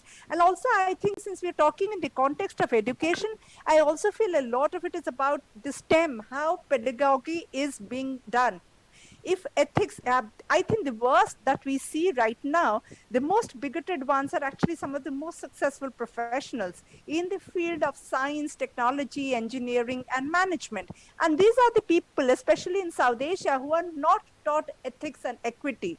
So, as they say in law, a law without kindness and justice is no law at all. Similarly, doctors without ethics, doctors without a sense of equity, technologists and engineers without equity and just knowing how to do good instrumentation means you are building this minefield of people who think it is okay to be bigoted. It is okay to peddle venom. It is okay to be I don't know the English word. In Hindi, you call it chalak chatur, but not really, not very ethical, not just, not being committed to just being too clever by half. So I think a lot of that also stems from pedagogy, and STEM pedagogy in South Asia does deserve massive amount of rethink and rewriting. I think there's a lot of problem in STEM pedagogy also, yeah. Well, thank you. Indeed, I'm sure all the other panelists as well as the listeners are taking notes, and we all continue this discussion in one way or the other. This is not the end of it. But for those of you women in this industry, research has shown that you seem to be more on the receiving end. Rather than you, the women, answering, I want a view from a man why he thinks women are more on the receiving end. Because in recent times, I think in 2019, as many as over 10 British MPs declined to go for re-election because of the abusiveness of the system of our time. And so let me ask, Mr. Singh, are you there? Can you hear me? Please unmute yourself. I can. Yes. Yes. Right. Why do you think this phenomenon of trolling seem to target more women than anything? I think in India there is this. It is a very patriarchal society. So at the end of the day, it's believed that when you question a woman in a certain way, so as to insinuate a lot of things about her character, she will not be able to reply, or she will not be able to adequately stand up to you in a way to totally shut out whatever she is being outspoken about. So I think it comes from that place where they think they are easy target, or they think they are easier to probably shut down or to probably silence and which is why it is a very, very strong sort of empirical data which shows that women, especially women journalists, are being targeted. More outspoken women who are their own people, they are independent bloggers or independent Twitter people, they are also targeted similarly by, they bring out old pictures of them being at a party or standing with someone and insinuate a lot of stuff about their probable character flaws and stuff, which is very unfortunate. But in patriarchal societies such as India, this is very commonplace, and I think that is one of the reasons why we find many, many examples of this happening here. But would you say this is your subtle way of admitting then that this whole phenomenon of trolling is organized? And due to paucity of time, I would like to mention that this is the last question that we'll have so that we can start the next session on time. And of course, we'll take some concluding remarks on this very important question asked by the moderator from all three panelists. I think we'll start with Singh sir, moving to Swain ma'am, and of course, Vijay Lakshmi. Yes, so it is definitely organized, Professor Wakefield.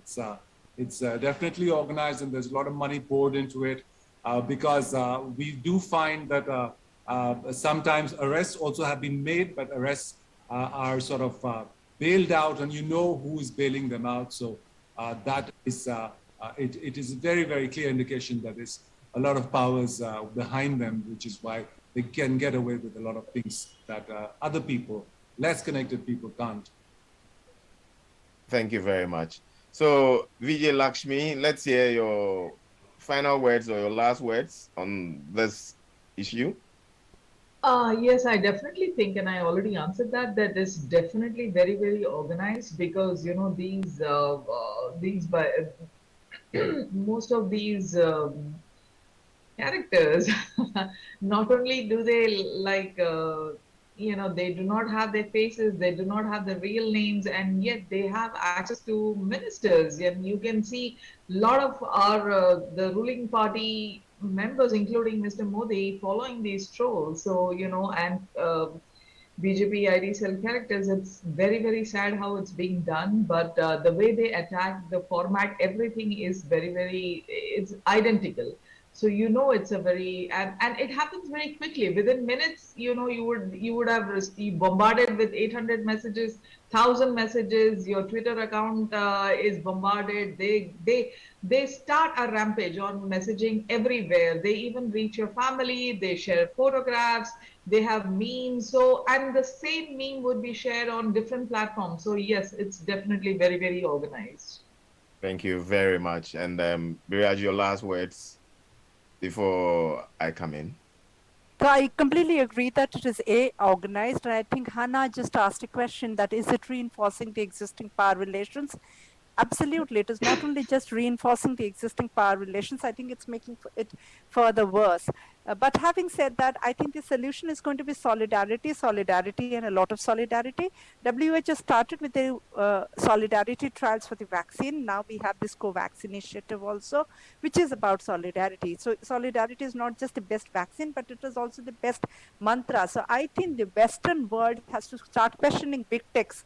Absolute, fantastic, comfortable sleeping with the enemy, sleeping with the state and instruments of the state, and fomenting hate and venom. What they did to the Rohingyas in the Burma, what they are doing to Indian democracy, what they are doing to the black and brown democracy are things that the whites need to be questioning also in their own countries. And same goes for the people in the positions of power and privilege to be questioning, because today it's some underprivileged, some marginalized communities number, but trust me, if this inferno continues, as Pastor Niemoller says, it won't be far away when our numbers will also come. So I think it is about solidarity, it is about calling for out big tech, it's about better regulation, it's also about questioning the easy, convenient, capitalistic conflation of big tech with instruments of the state that ruins democracies. Yeah. Wonderful. It's been interesting hearing all of you contribute to this wonderful debate.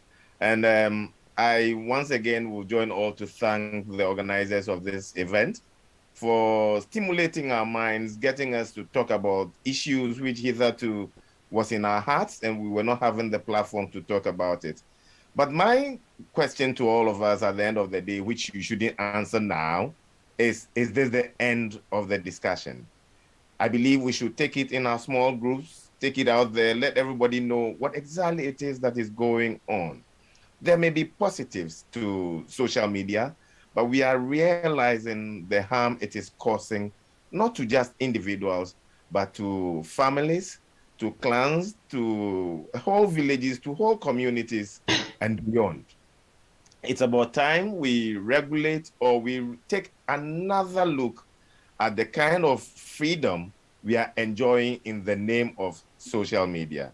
I think on this note, I want to thank my hosts for giving me this opportunity to moderate this event. We are looking forward for a very successful event all throughout these 4 days. And it is my prayer that we'll continue the discussion fearlessly, as the panelists have shown us that fear is not a factor they are considering at all. Thank you very much.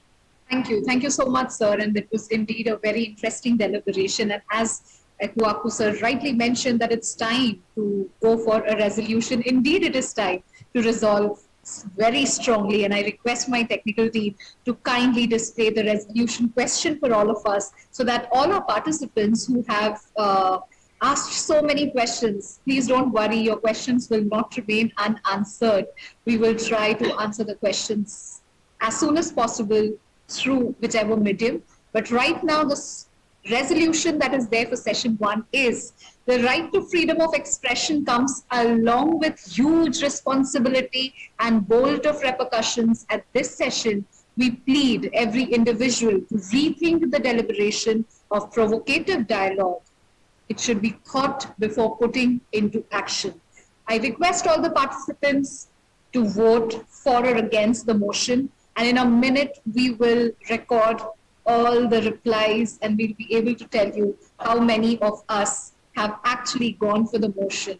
And we will, in just a few moments, let you know the statistics and the result of this resolution voting for the first session on social media and the pandemic of trolling. I'm sure we have a lot more questions, but dear audience, please don't worry. Thank you so much for all your questions. And this is something very interesting. We have received 100% of the participants have voted for the motion. I think we all deserve a huge round of applause for having an amazing session 1 and the deliberation that has spun out all our thoughts, making it more effective with this resolution.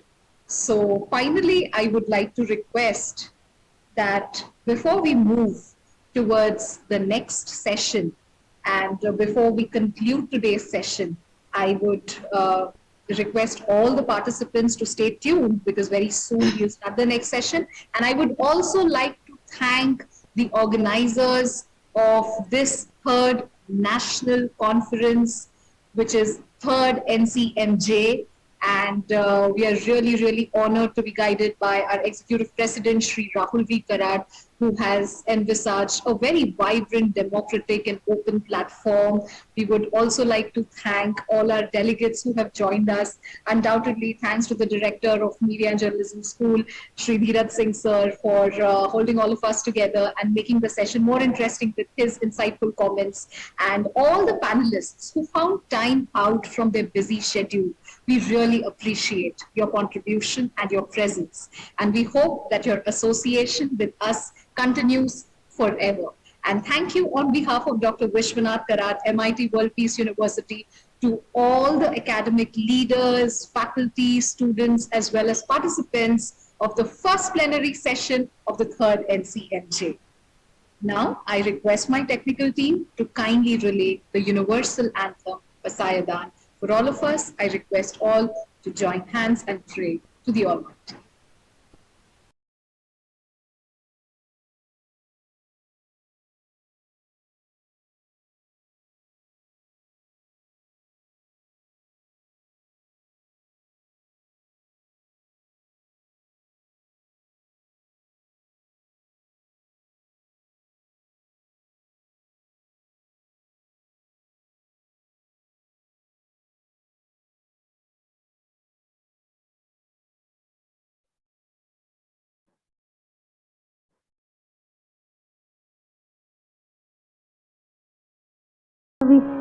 सर्वात्मके देवे येणे वाग्यज्ञे तोषावे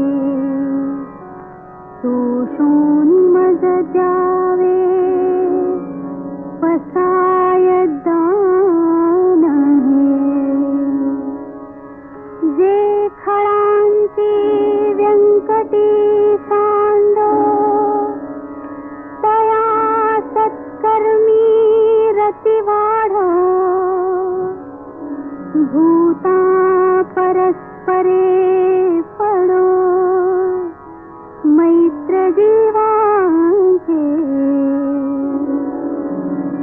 दुरिताते तिमिर जा विश्वस्वधर्म सूर्ये पाहो जो देवांशील तो तेलाहो प्राणी जात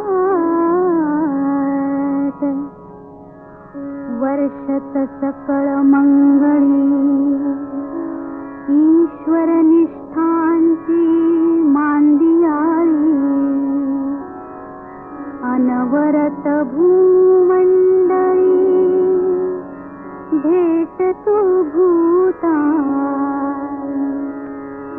चला कल्पतरूंचे आरव चेतना चिंतामणीचे गाव बोलते जे Arnav पियुषाचे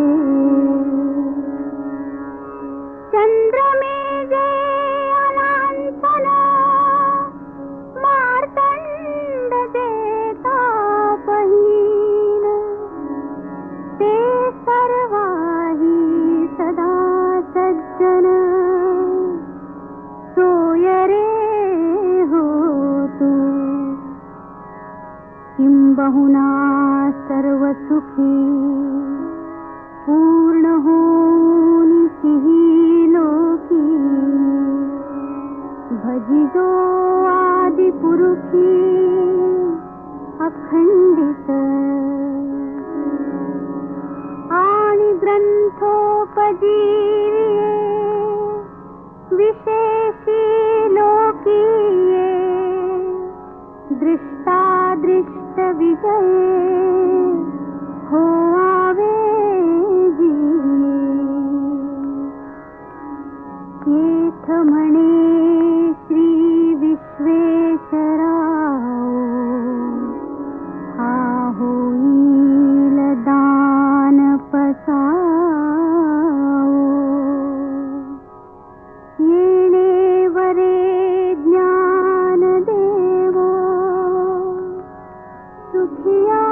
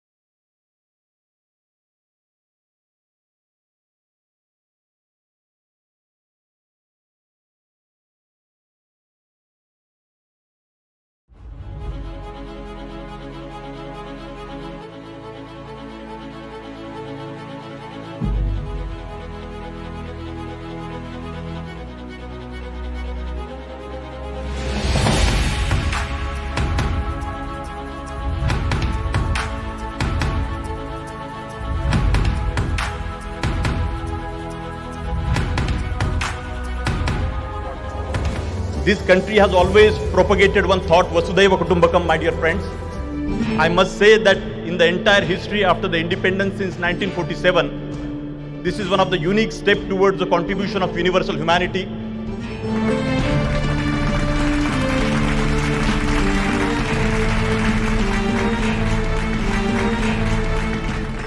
I appeal to the Vice President and Honorable Chief Minister to recognize this World Peace Dome as a structure of national and global importance and support to promote it in such a way that it evolves as one of the prominent tourism destinations of the world. We should remember and respect like Professor Vishwanath Karat and millions of people like that, and remember the great service they have done. They should be remembered forever. That is also equally important for all of us. This is the message of this dome. This is the idea of the dome. This is the tallest, not only in size, but also in ideas. But if it takes away the rest of the days of my life and gives me one day where I can come back and look at this magnificent dome, magnificent message to the rest of the world, to me, this is not just the biggest dome in the world. To me, this is the biggest idea, the biggest message to the world. Science without religion is lame, and we all know this. Religion without science is blind.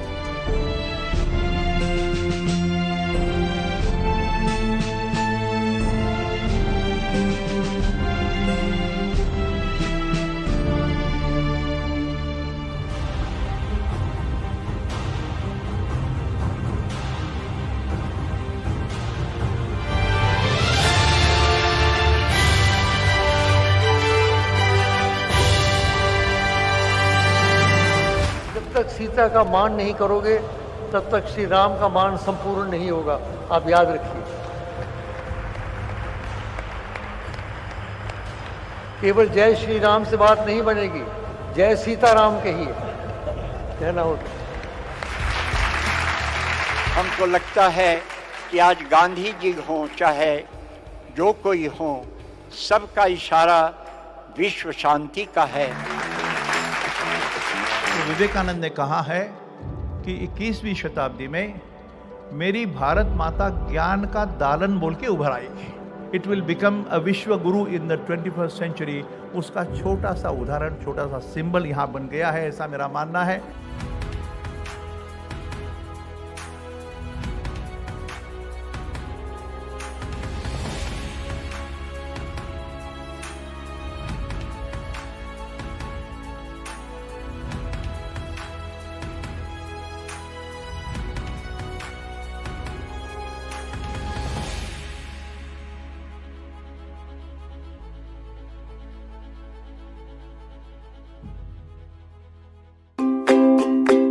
MIT School of Government is the first institute to initiate the leadership program in politics and government. After the independence, there was a need to have an institution to train the aspiring politicians or the young leading generation of the country. In 2005, MIT SOG was conceptualized by Rahul V. Karat, the executive president of MIT World Peace University, Pune, with a vision of creating ethical, spirited, and committed political leadership for the country from the grassroots and from all walks of life. MIT School of Government is now a part of MIT World Peace University. It offers a 2-year postgraduate degree program in political leadership and government, MPG. The program comprises of 1 year on-campus learning and 1 year off-campus training. Young leaders of our country should respect the politics. They should not feel that all politicians are corrupt. In order to strengthen the democracy, students having good character and value should enter the politics. This is the thought given by Rahul Karat. MIT SOG is spreading this thought in the youngsters. Till date, more than 350 young leaders are set for their mission. They have grabbed key positions in the political parties or government regulatory organizations, and some have succeeded in getting the memberships of the legislative bodies. Obviously, it has backbone of the education imparted at MIT School of Government. Eminent speakers from all walks of life, be it politics, journalism, economics, sociology, film, guide the participants. Students are exposed to listening, meeting, interacting with more than 100 various scholars and speakers throughout the year. This is the peculiarity of this unique residential learning program. As a part of the program, students visit the villages, study their administrative systems, and also extend visits to the state assemblies, houses of the parliaments, etc. While doing this, they learn to differentiate, make comparative study of the developed and underdeveloped villages, better and progressive constituencies. Visits to various party offices, government offices make such student rich in knowledge and experience. They go to different parts of the country to meet the politicians and get trained with them. The program comprises of the one-year internship, which facilitates the students to learn directly from the politicians or in their offices. They are exposed to various social issues also. International study tour makes the student compare various political systems, ideologies, structure of nations. Their vision is broadened and mindset is changed. Rahul Karad, the founder of MIT School of Government, says that in order to strengthen the democracy, educated young generation must lead the politics. To support his ideology and expand the horizon of the School of Government, he initiated the largest platform of student leaders of the country called Bharatiya Chhatra Sansad or Indian Students' Parliament. A large number of selected student leaders across the country represent in Bharatiya Chhatra Sansad. Till date, more than 2 lakh student leaders are directly or indirectly benefited or are associated with the Students' Enclave. This 3-day program is witnessed by large number of eminent guests from politics, social field, industry, science, spirituality, journalism, etc. Student leaders get an opportunity to express their thoughts in various sessions. Resolutions are passed by the students by voting and which are sent to respective government bodies. Bharatiya Chhatra Sansad is now can be said to be the largest classroom of politically motivated students. MIT School of Government is thus molding the students to empower themselves for knowledge, power and courage. This is a small contribution of MIT School of Government towards the nation building.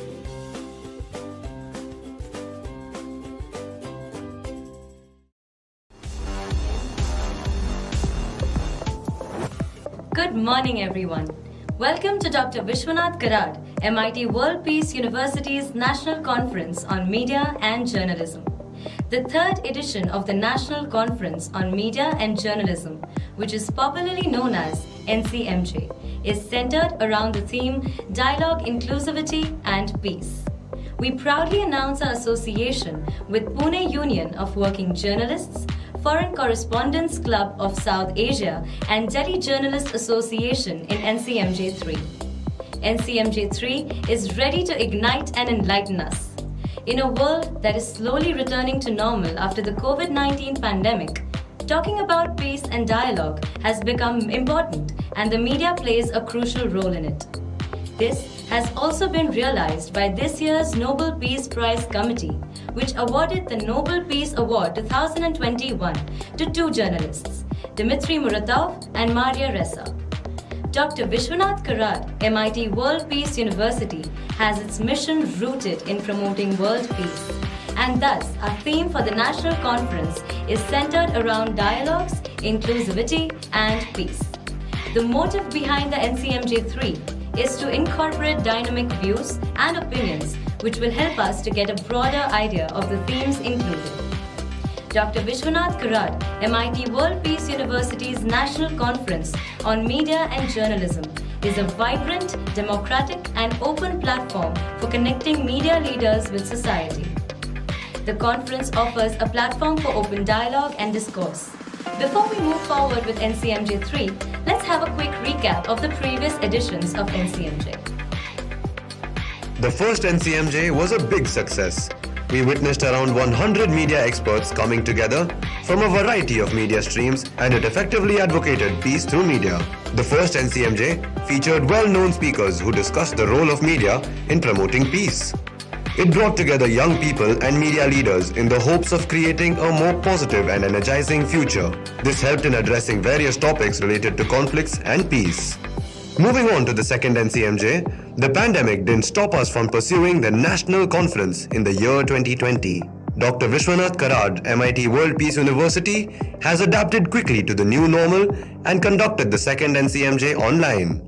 The second NCMJ was very well appreciated by the guests, speakers, and participants for making it an interactive online session, besides all the limitations we faced during the pandemic. In spite of it being online, the liveliness and enthusiasm was at par because of active engagement of a diverse group of media practitioners. The students learned a lot and were inspired by the experiences shared by the panelists. The national conference acted as a bridge between the students and the media industry. There were new dimensions of thoughts and perspectives emerging throughout the sessions. They acquired an insight of the current and new age media industry and how the thought process works.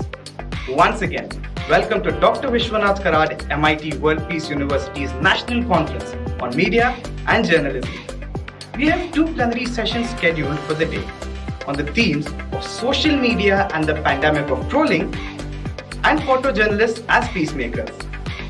The first plenary session on the theme, Social Media and Pandemic of Trolling, addresses the issue of online trolling in this cyber-dependent world. The panelists for the session include Victoria Lakshmi Hama, co-founder and executive director of Progressive Organization for Women's Advancement, Ghana. Vijay Lakshmi Nadar, bureau chief, The Indian Observer, New Jersey. Dinesh Mohan, senior model and actor. Arfa Khanum Sherwani, the senior editor, The Wire. And Biraj Swain, media commentator.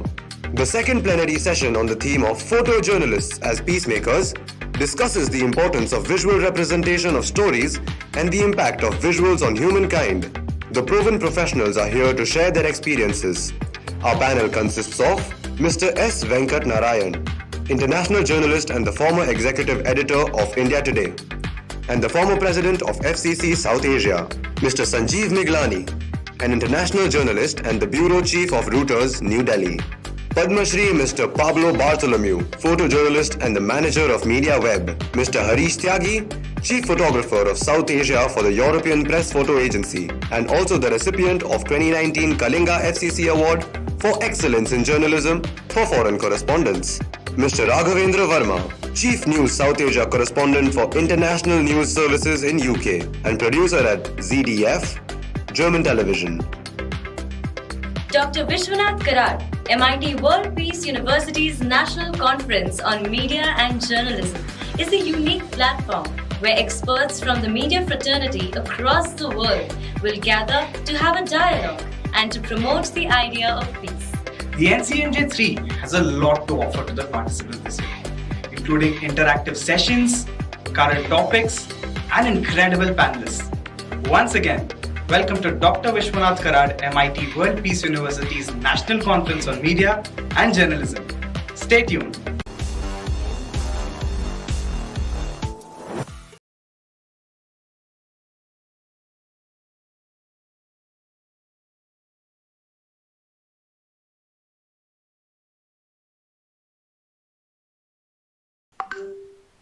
Good afternoon, everyone.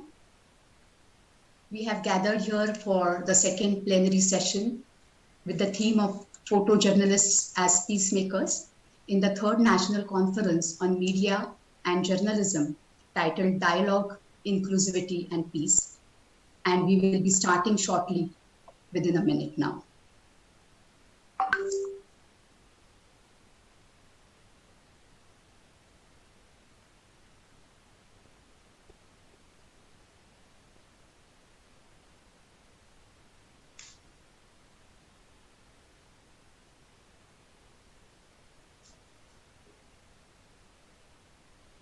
Greetings on behalf of Dr. Vishwanath Karad, MIT World Peace University, Pune, Bharat. I, Dr. Shruti Nigudkar, Head of School for Visual Arts, welcome all the dignitaries and attendees to the second plenary session in the third National Conference on Media and Journalism titled Dialogue, Inclusivity and Peace. As per the tradition of MIT World Peace University, we will like to start the session with the peace prayer. I will request my technical team to kindly relay the World Peace Prayer. Let us all join our hands and seek the blessings from the divine power.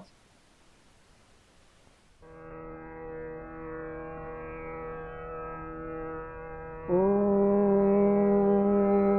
Namo Jiyadya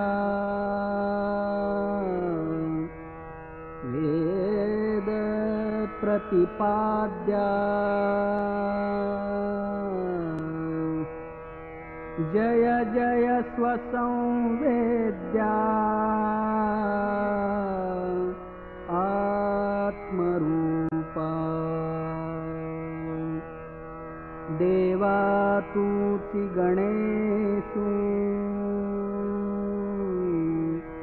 Sakalartha Mati Prakashu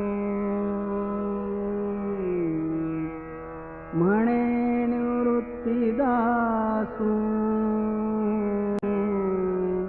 Avadhari Godi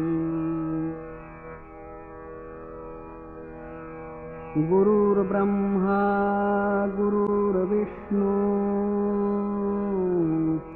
Gurur Devo Maheshwara Guru Sakshat Parabrahma Tasmai Sri Gurave Namaha.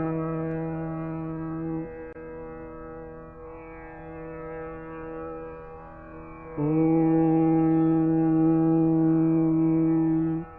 Purnamada Purnamidam Purnat Purnamudachyate Purnasya Purnamadaya Purnamevavasishyate.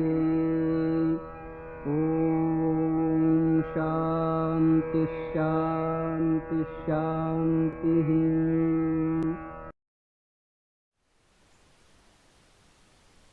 Thank you so much, everyone, for participating in this prayer wholeheartedly.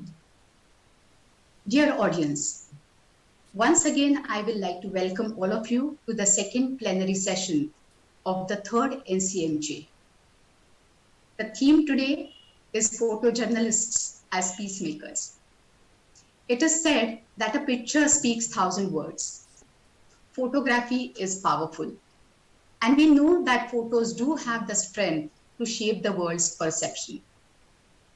In the hands of journalists, I feel the power becomes even more potent.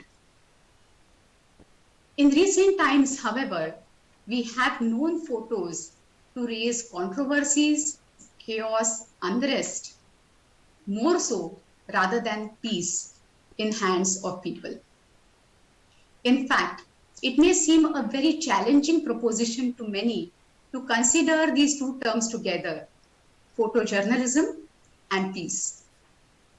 Honorable founder of MAIR, our revered professor, Honorable Vishwanath Karad sir, has named this university as the World Peace University with a singular vision of bringing peace across the universe through all possible endeavors, through knowledge. And on this background, it is indeed most appropriate that we have this session to introspect the possibility of bringing peace through photojournalism. I'm sure our attendees are looking forward to listening to the discourses by our eminent speakers in the session, titled Photojournalists as Peacemakers. Ladies and gentlemen, it is my privilege to welcome today's moderator for the session, Mr. Venkat Narayan. Mr. S. Venkat Narayan is an active journalist who is working since 1968.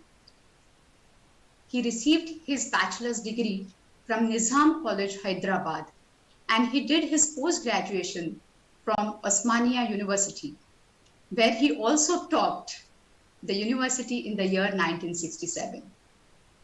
Mr. Venkat Narayan started his journey in form of career in journalism as a reporter of Times of India in Ahmedabad in 1968.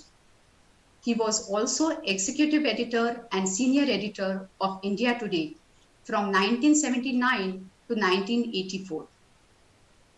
He worked in the Sunday Times, London, as a summer scholar in 1975 and as a guest writer at the Boston Globe in Boston in the US in 1978. He has interviewed great dignitaries like Indira Gandhi and Rajiv Gandhi, to name a few. Mr. Venkat Narayan has also written a book titled NTR, a Biography in 1982. At present, he is an independent journalist who freelances and writes for international publications. I extend a very warm welcome to Sir Venkat Narayan. Sir, it is our honor and privilege both to have you here today. Dear audiences, we also have amongst us very eminent guests today to address the topic. It is my pleasure to welcome Mr. Sanjeev Minglani.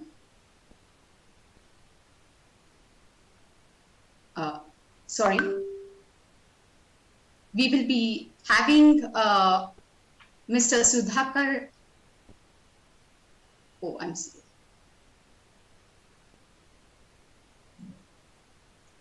Please excuse me. We are deeply honored to have amongst us Padma Shri recipient Mr. Pablo Bartholomew.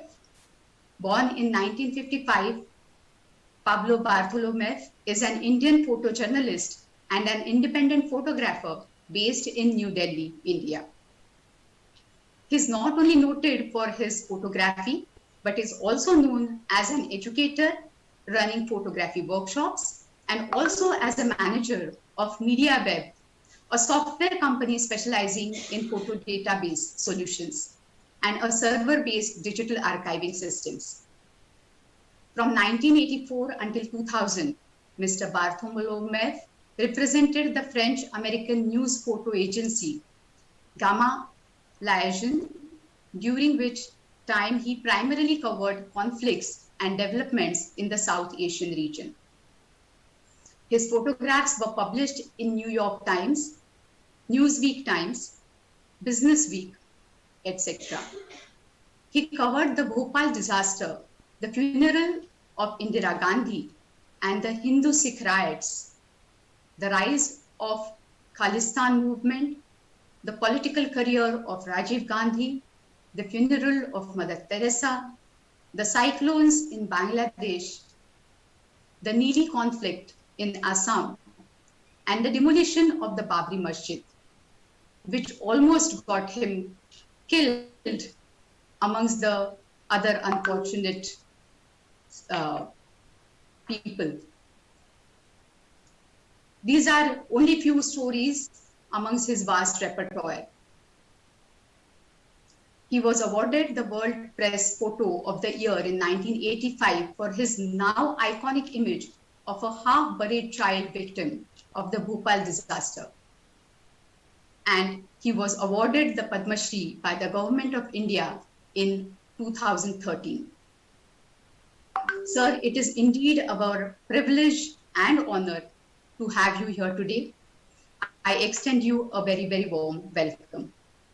Thank you for joining us today. Our next guest is Harish Tyagi, sir. It is my honor to welcome Mr. Harish Tyagi. He is Chief Photographer, South Asia for the European Press Photo Agency, EPA. And he is the recipient of 2019 Kalinga FCC Award for the Excellence in Journalism for Foreign Correspondents. Harish Tyagi is the Indian subcontinent's EPA's chief photographer and has received critical praise and significant honors for his contributions to news, current events. In 2000, he won the award, Nature and Environment category at the first Indian Press Photographers Awards. He has also been recipient of 2019 Kalinga FCC Award for the Excellence in Photojournalism for Foreign Correspondent. Sir, I extend a warm welcome to you. Thank you for joining us. It is our honor to have you here today. It is my privilege to welcome our next guest, Mr. Raghavendra Verma. Mr. Raghavendra is a senior journalist working in New Delhi, as well as a television news producer for the German public broadcaster Zweiss Deutsches Fernsehen. I hope I pronounced that correctly. His professional history includes 14 years at the Spiegel in Germany, 3 years at the Independent in the United Kingdom, and over 10 years of intensive reporting for Indian business legal journals published in Hong Kong and Singapore. He has published numerous market reports and authored a book titled An Indian Business Law Premier, Key Issues for Companies Wanting to Do Business in India. As a member of the Foreign of South Asia's governing committee, he is deeply active in the attempts to provide adequate working conditions for foreign journalists in India. He also contributed to the agency's worldwide coverage of IT and featured including cybercrime such as the dark.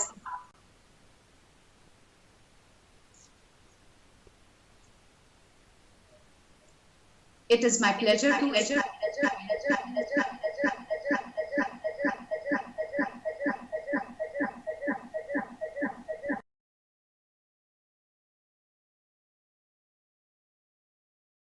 guest is our own Dheeraj Singh sir, who is the director of MIT World Peace University's School of Media and Journalism. He was co-founder of Hunar TV, an arts web channel that aimed to make the arts talking point of a wider audience. He also has an arts column with NDTV Mojato. Till August 2016, Dheeraj Singh sir was Executive Director Programs at Lok Sabha Televisions. He was responsible for the live international broadcasts of Barack Obama's address in Parliament.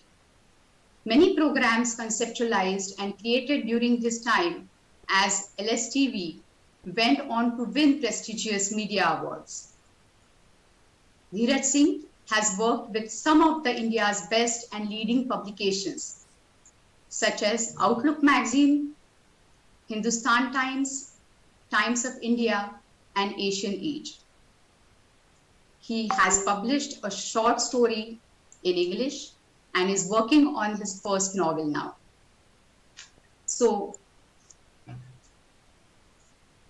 ladies and gentlemen, it is my pleasure to invite Sir here amongst all the guests.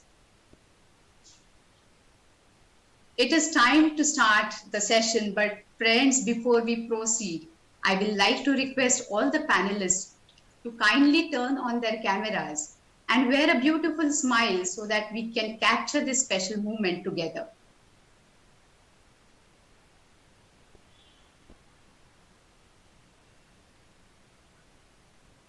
Thank you so much.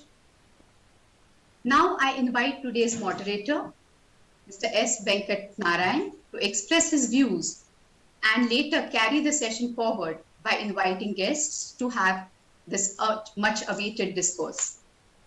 Over to you, sir. Thank you very much, Dr. Shruti Nigudkar. It's a pleasure being here. The FCC has been involved with your esteemed organization for the second time this year. Last year also we had the privilege of being participants.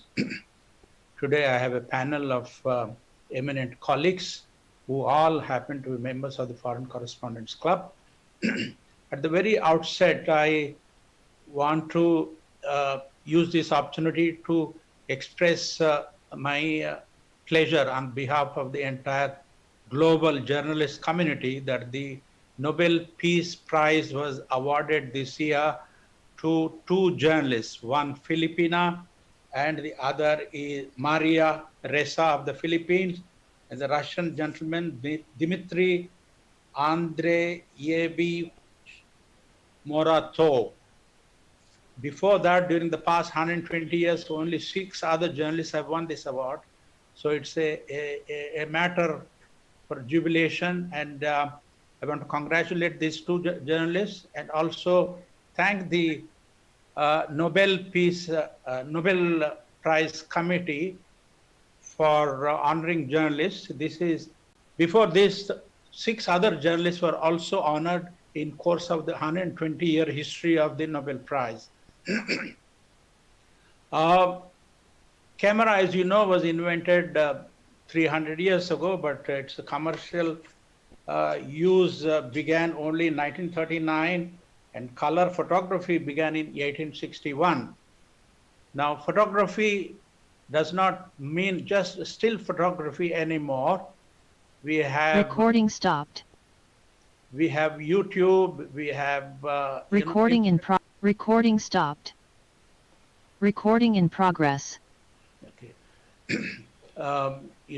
We have a visual media like magazines, color supplements of daily newspapers, television, and Twitter, and there are so many social media outlets through which photographers, photojournalists, show their pictures and communicate to the world. Photographers as such do not really do anything that can call them peacemakers, except that they cover some of the most horrific events that happen in the world, and they have a tremendous impact on people who see those pictures, and they cause certain revulsion against violence and wars, and then eventually it turns to peace. Let us take the Vietnam War, for example.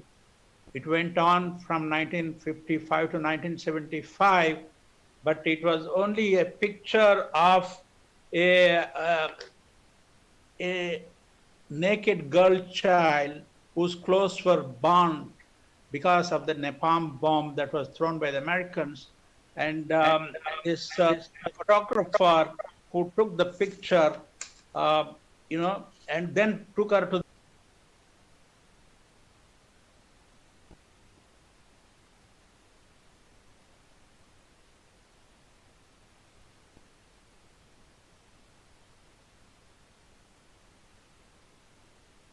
a 20-year-old war was brought to end in 1975.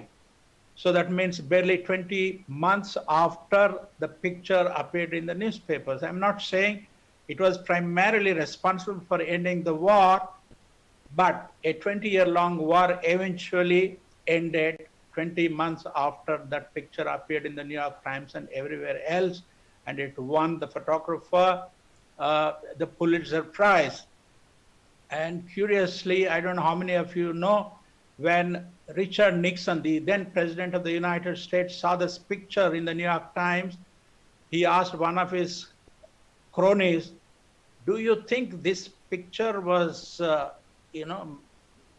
real or, artificial? I mean, did the photographer do something to make it look so horrid and so on?" That means, even the photographer was shocked.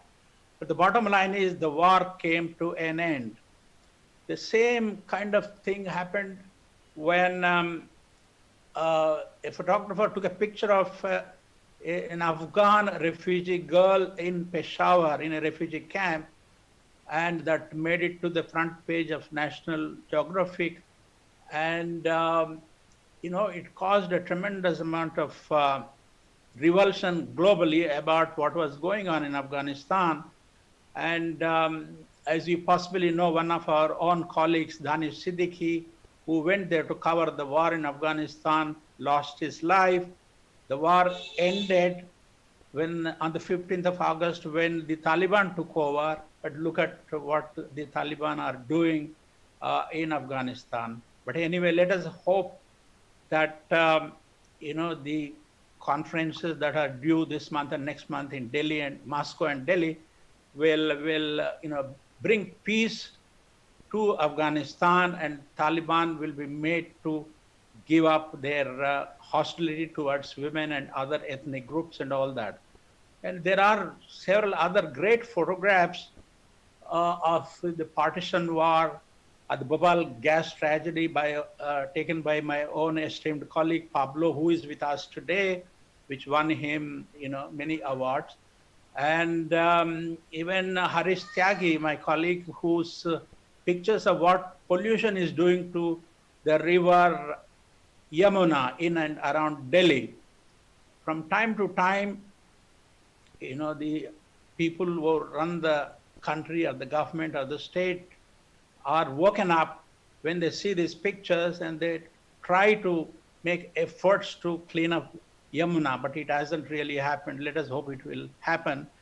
So one can say that photographers per se are not really peacemakers, but what they do, their work, the pictures which they take when they appear on television and newspapers create a tremendous amount of impact and eventually leads to peace, only in some places, not everywhere. But the fact remains that photographers have a tremendous impact. Their work has a tremendous impact on influencing the thinking of the people, everywhere. With that, I would like to conclude my remarks and invite my esteemed colleague Pablo Bartolomeo to express his views about photojournalism and photographers as peacemakers. Pablo? Thank you. Can I be heard? Yes, we can hear you. Go ahead. I think there's a slight echo. The tech team may try and look after that. Good evening, everybody. Thank you for inviting me. And I'm not sure what I say will be polite, in the sense that, as Venkat has already explained, that we are not bearers of peace, nor are we bearers of war. We are the fly on the wall, the neutral person whose job really is to be able to look, evaluate, and impartially report. Having said that, it always doesn't happen. Everybody carries their own biases. Media houses have their own biases. The Western media has their own bias. So in different layers and levels, we are all controlled by ourselves, by the media houses that we may choose to work for, and hence eventually it's a filtered view that you get.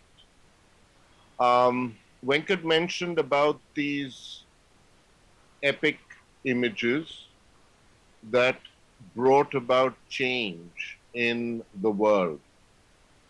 I have to agree and yet disagree. Yes, of course, when photography, photojournalism, documentary photography, the media itself was at a different space. When, let's say, there was, I don't know how many of you just remember black and white TV. Some of you may have been very young, some maybe not even born. There was just black and white TV, and there was a single channel that the government ran called Doordarshan, which is still around. They still do some interesting work. They have a very big footprint.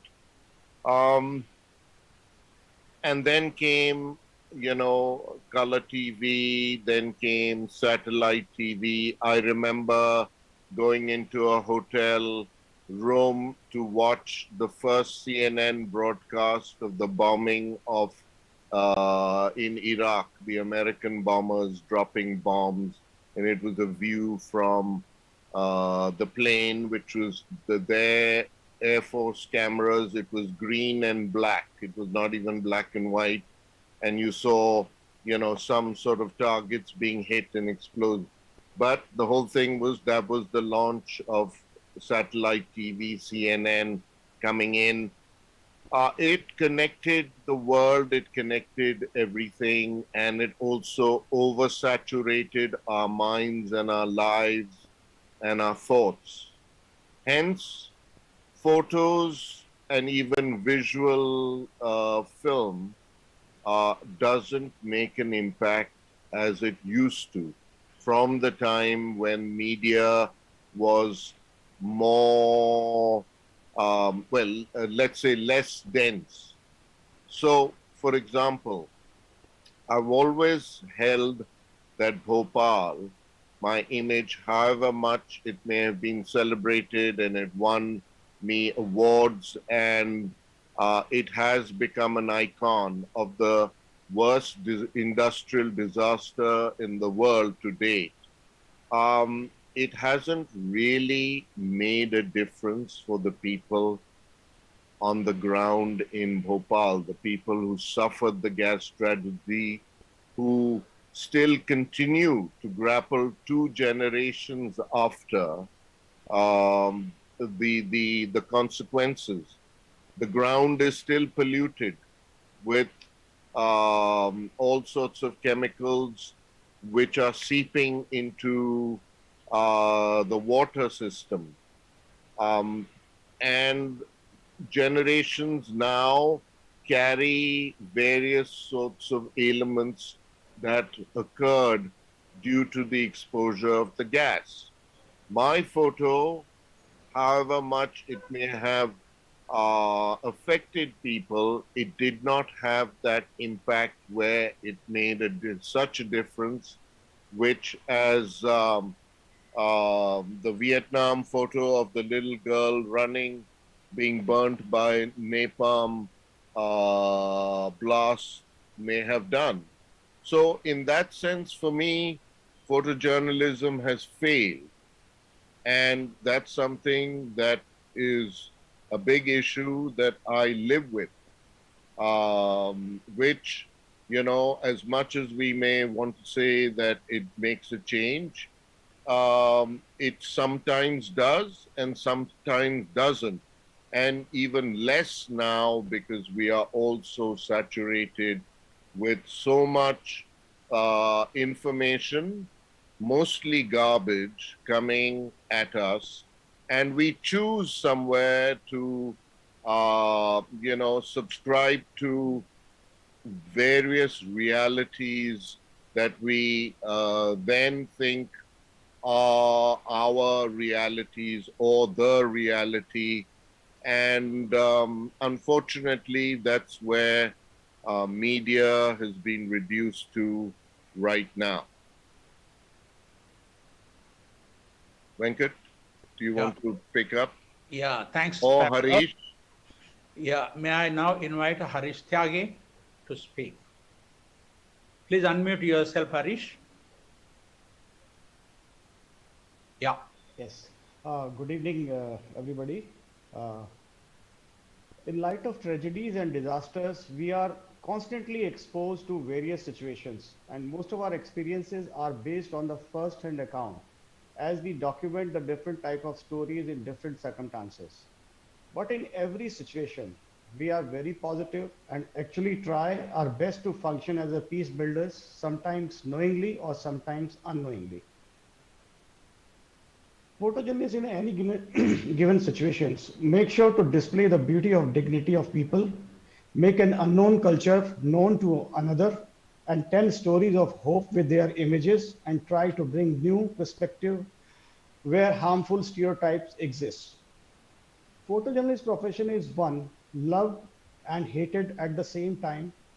Any single photo can bring great love for one society and overwhelming hate for different section of society. Photojournalism always play a role in constructing peace in conflict areas, as most photojournalists adds a human layer to conflicts that serve as an evidence.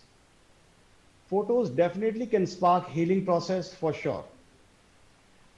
It is also critical for a photojournalist to practice the highest level of ethics and keep himself or herself refrain from altering images, because they have the power of writing history with their visuals. Here I will like to place two examples with two photos. One photo which we have already talked about, Sir Pablo's great photo from the Bhopal gas tragedy in 1984 that brought the pain of victims of Bhopal gas tragedy in front of the people and made it possible for the rest of the world to see how much devastation that one night had brought. This scene was photographed by Raghuji and Pablo both, but the expression was so moving and strong and powerful to explain the entire tragedy in one frame. And another example I like to give with my own picture. It was in October 2005 when there was an earthquake in India, Kashmir, and the Kashmir, it was on near the Uri sector, and the earthquake was also affected Afghanistan, and total 40,000 people were killed in that particular earthquake. And I was there to cover it, and there was a picture which shows a mother cradle her child inside a temporary shelter where earthquake victims took refuge during a cold night in Java village. And I covered that picture and, with other story, and this picture was published in Canada in one of the newspaper. And after 2 or 3 days, I got a phone call from one gentleman saying he wants to adopt the entire family and wanted to help them.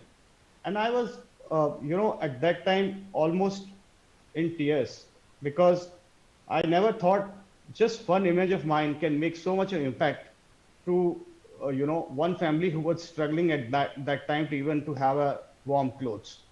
So these are the few experience, I think, which, passed, and I got, these are most satisfying moments that make you feel good and make you also same time feel bad when you are not able to help those, who should be there on leading a good life. Thank you. Thank you, Harish. Good to see the FCC award right behind you. May I now invite Raghavendra Verma to speak. Unmute yourself, Raghav.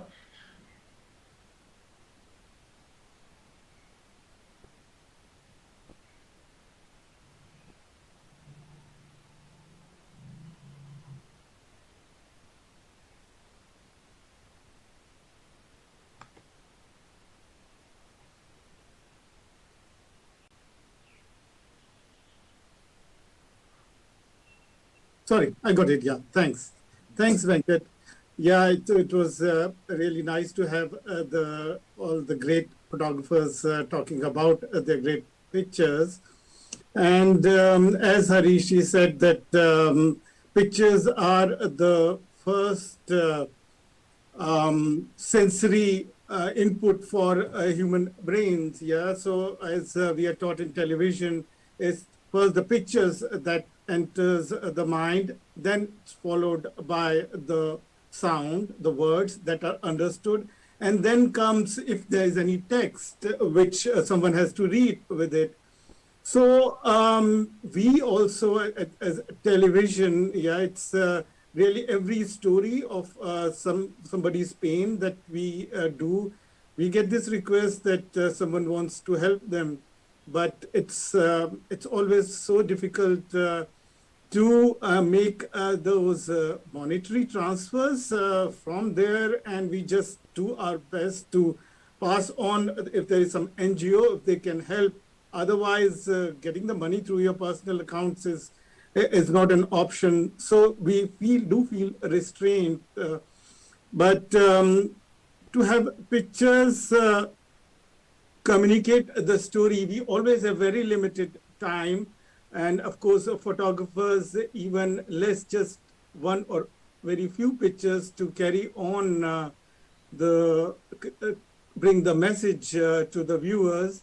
And we, with the photographs at the newspapers, and also sometimes with the videos or the television when it goes, makes, especially with the social media in it, it's easier to watch than a video. It's always, some pictures are easier than to play a video because sometimes the sound comes. But the thing is, in present day, all the medium are coming so much together. Even as journalists, we are asked to write, to get pictures, and to do videos,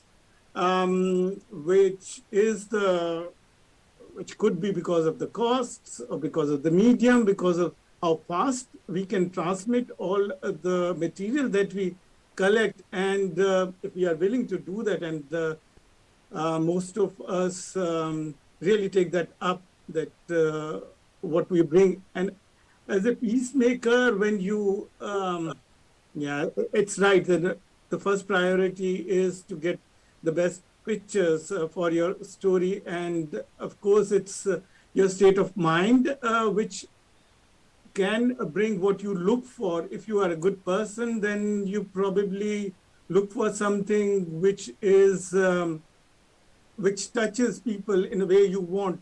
But we have seen, especially it was so horrifying to see this picture from Assam, a photographer just getting involved in the story and jumping. It's rebellious. I mean, how could someone call himself to be a journalist and a photographer there?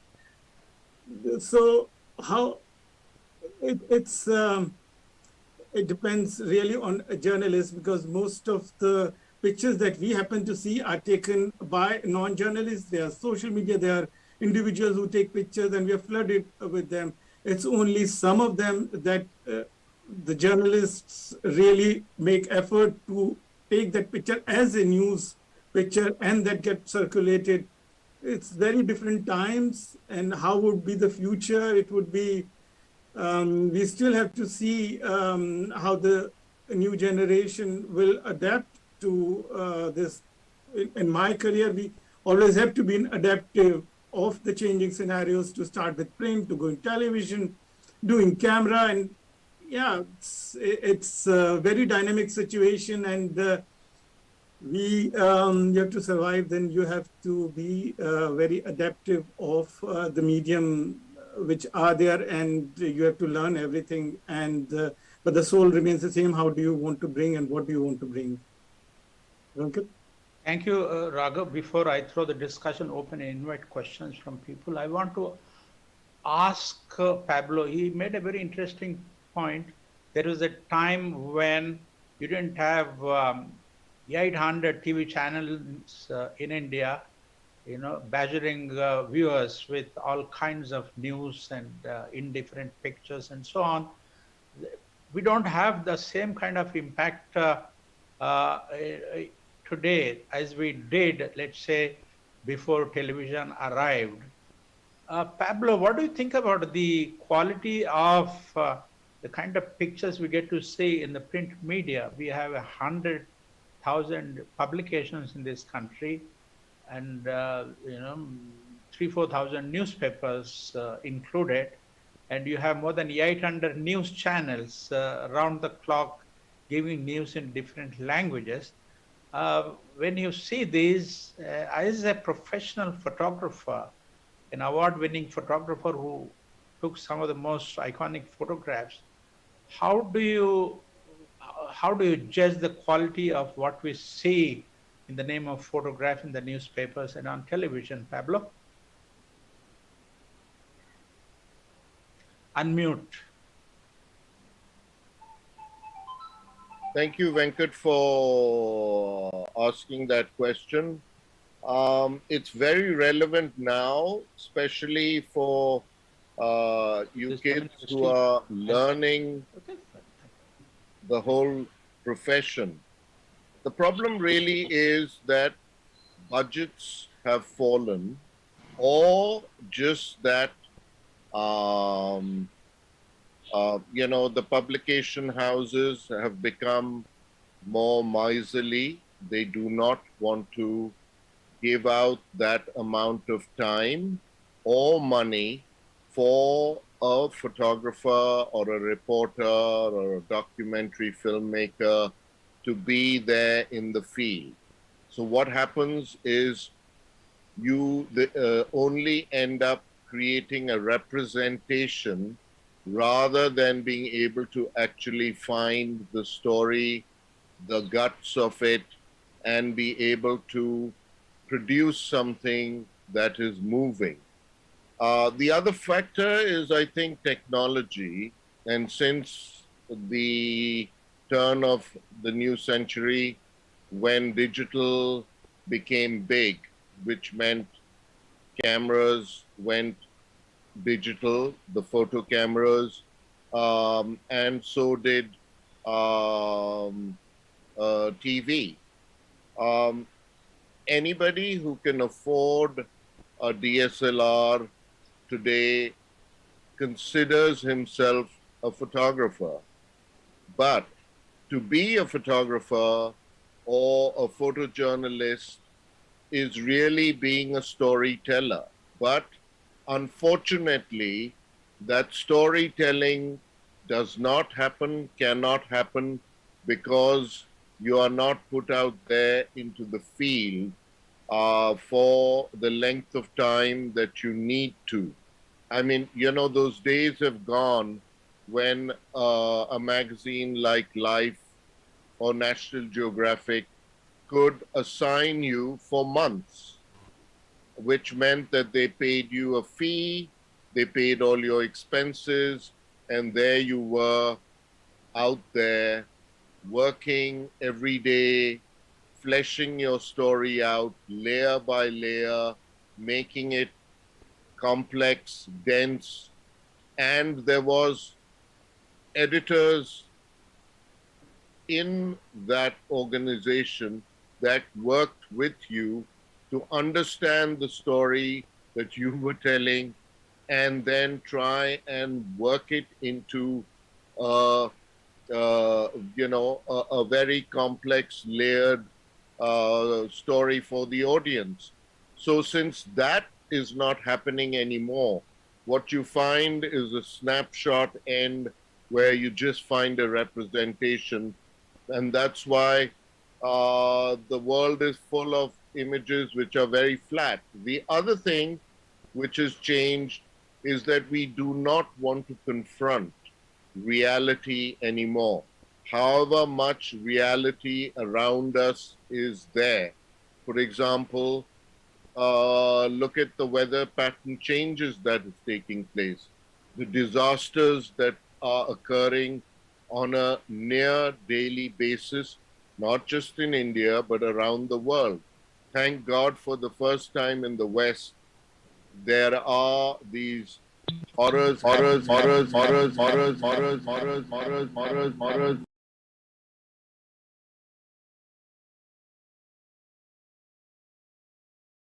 so that the West realizes that there is now a crisis time. So what has happened in the medium now is everybody is chewing bubble gum. So what is trendy is Bollywood, Hollywood, lifestyle, fashion, food, all the nice, safe things that kind of lull us into, this sort of safety cocoon. But nobody is really addressing the big issues. So to answer Venkat's question, all these, issues, the technology, the cut in the budgets, and the people themselves wanting to escape and only see nice things. Thank you, Pablo. That was very interesting. Harish, would you like to add anything to what Pablo is saying about the state of photography or the quality of photography in India in particular, the world over in general, Harish? Yes. One thing Pablo also already explained, the budget crisis most of the media houses are facing. And another thing I would like to add into it, the mobile phones. Nowadays, everybody is carrying a mobile phone, and wherever any tragedy or any natural disaster takes place, before we even react, there are pictures circulating on your mobile phone or your Instagram account or wherever. So before even we react or plan anything, the media houses are already there with these, photographs and say, look, we have already this, and they, without any fear, they like to use them, without getting into the copyright issues or anything else. They'll just say, just figure out, is this photograph is, true or not, or kind of not altered, we'll run it. So, and they don't really think if a photographer will go there or spend some time there, he will come up not only with one picture, but the series of stories and photographs, which they can run maybe for a week. So these are I will also blame a bit for the mobile phone, because earlier we used to wait for the pictures to come to see what happened there. At the time when we used to shoot on the film. Even when only the digital SLR was there was a time when we used to send pictures and via Hotmail and able to attach only one file. But now, because of the mobile phone, the craze to see, what is happening there is over. Readers also, they are very quickly, turn off with the developing stories and now they also want, everything in 2-minute presentation. Like they like to have photos, they like to have a story, and they also like to have a video, and they want to know everything within 2 minutes in a multimedia presentation. So things have changed drastically now. This is all I have to add in it. Thank you, Harish. You see, because of mobile phones have cameras, you have millions of citizen journalists, what television channels are now calling. It's also very disturbing to see that when somebody meets with an accident, instead of helping the victim, people are busy going around him and taking pictures. I mean, this is very, very shocking. I think, something I hope should be done about this. And recently the government of India announced that anybody who helps somebody in distress after an accident will be paid a certain amount of money if it's taken to hospital, so on and so forth. Raghav, what is your take? You work for a German TV channel and you work for European outlets. So what is your take on this? Also, I will like to just put a gentle reminder that we have Dheeraj Singh also, who will be the fourth speaker for today. Yes, So, sure. Yeah. yes. After this, I'll invite Dheeraj to speak. Yeah. Thank you, sir. Thank you. Raghav. Yeah, that's exactly my point. It's very difficult to compete in speed with these citizen journalists who have been just put out pictures. But with videos, it's very rare to get a good quality video. You need to have various skills. You could be lucky with a picture if you once take a good picture. Otherwise, for very good pictures, you need to know what you are doing. But with video, it's just impossible for an amateur to do a work which could be carried in a edited form in any respectable television or viewed television channel. So that way, somehow the television is protected. Those who know the quality, they cannot have anyone sending them the pictures. It has to be professional cameramen who know how the things work, what shots need to be, how it needs to be edited, and what exactly. So this would keep the journalists their job, at least as a cameraman, though there would be a demand to learn things that everyone has been learning. Even many correspondents are now asked to take pictures because papers cannot afford photographers. But so they just carry camera. But for video, it is not easy, and you need to invest a lot of learning time to become a cameraman and then carry that on. So for at least for television and in European television, we are not threatened with somebody taking videos and sending, and that would be used as a mainstream television. It would not happen. The other thing that we are worried about is you need to arrange stories to seek, you mostly seek help of your friends if they know someone how and where, what to you want to cover. And there it comes somehow in India. It has always been there, this nationalistic thought of what is to be reported in foreign media. And it's very common. Why are you reporting this story? Or recently, oh, Diwali is coming. Oh, don't show us. It's an individual things also comes in. Don't show us using firecrackers because they are banned. And it's so difficult to explain that we are showing the reality. If the firecrackers goes on, we will film and report them. If they don't, no, it doesn't give good image of the country. So we are not image builders. We are journalists and reporting facts and reality, and which is very difficult to bring to your friends whom you often seek help from. Thank you, Raghav. May I now invite Mr. Dheeraj Singh? Please go ahead. Unmute yourself. Yeah, thank you. Thank you, Venkatji. And it was wonderful listening to all of you who've been really spent a long time in the field, and some of you have got us very iconic pictures like Pablo, who's got us one of the image of the Bhopal disaster that sort of awakened the whole world to the tragedy that had taken place in Bhopal.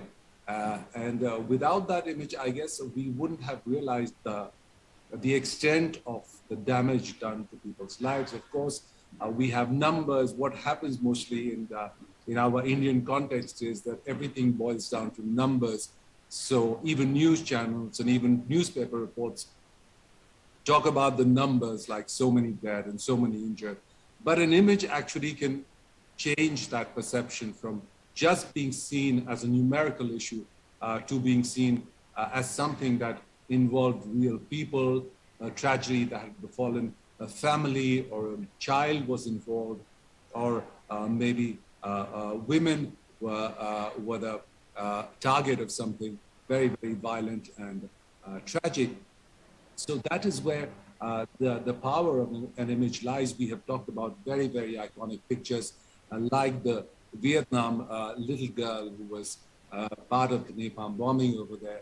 And to my mind, another image that comes to my mind is Richard Drew's Falling Man image from 9/11, when he captured this very sad and tragic image of a man who was jumping from the Twin Towers because the whole tower was on fire and all the exits were blocked, and the only way that he could get out was to an absolute certain death, which was down when he plunged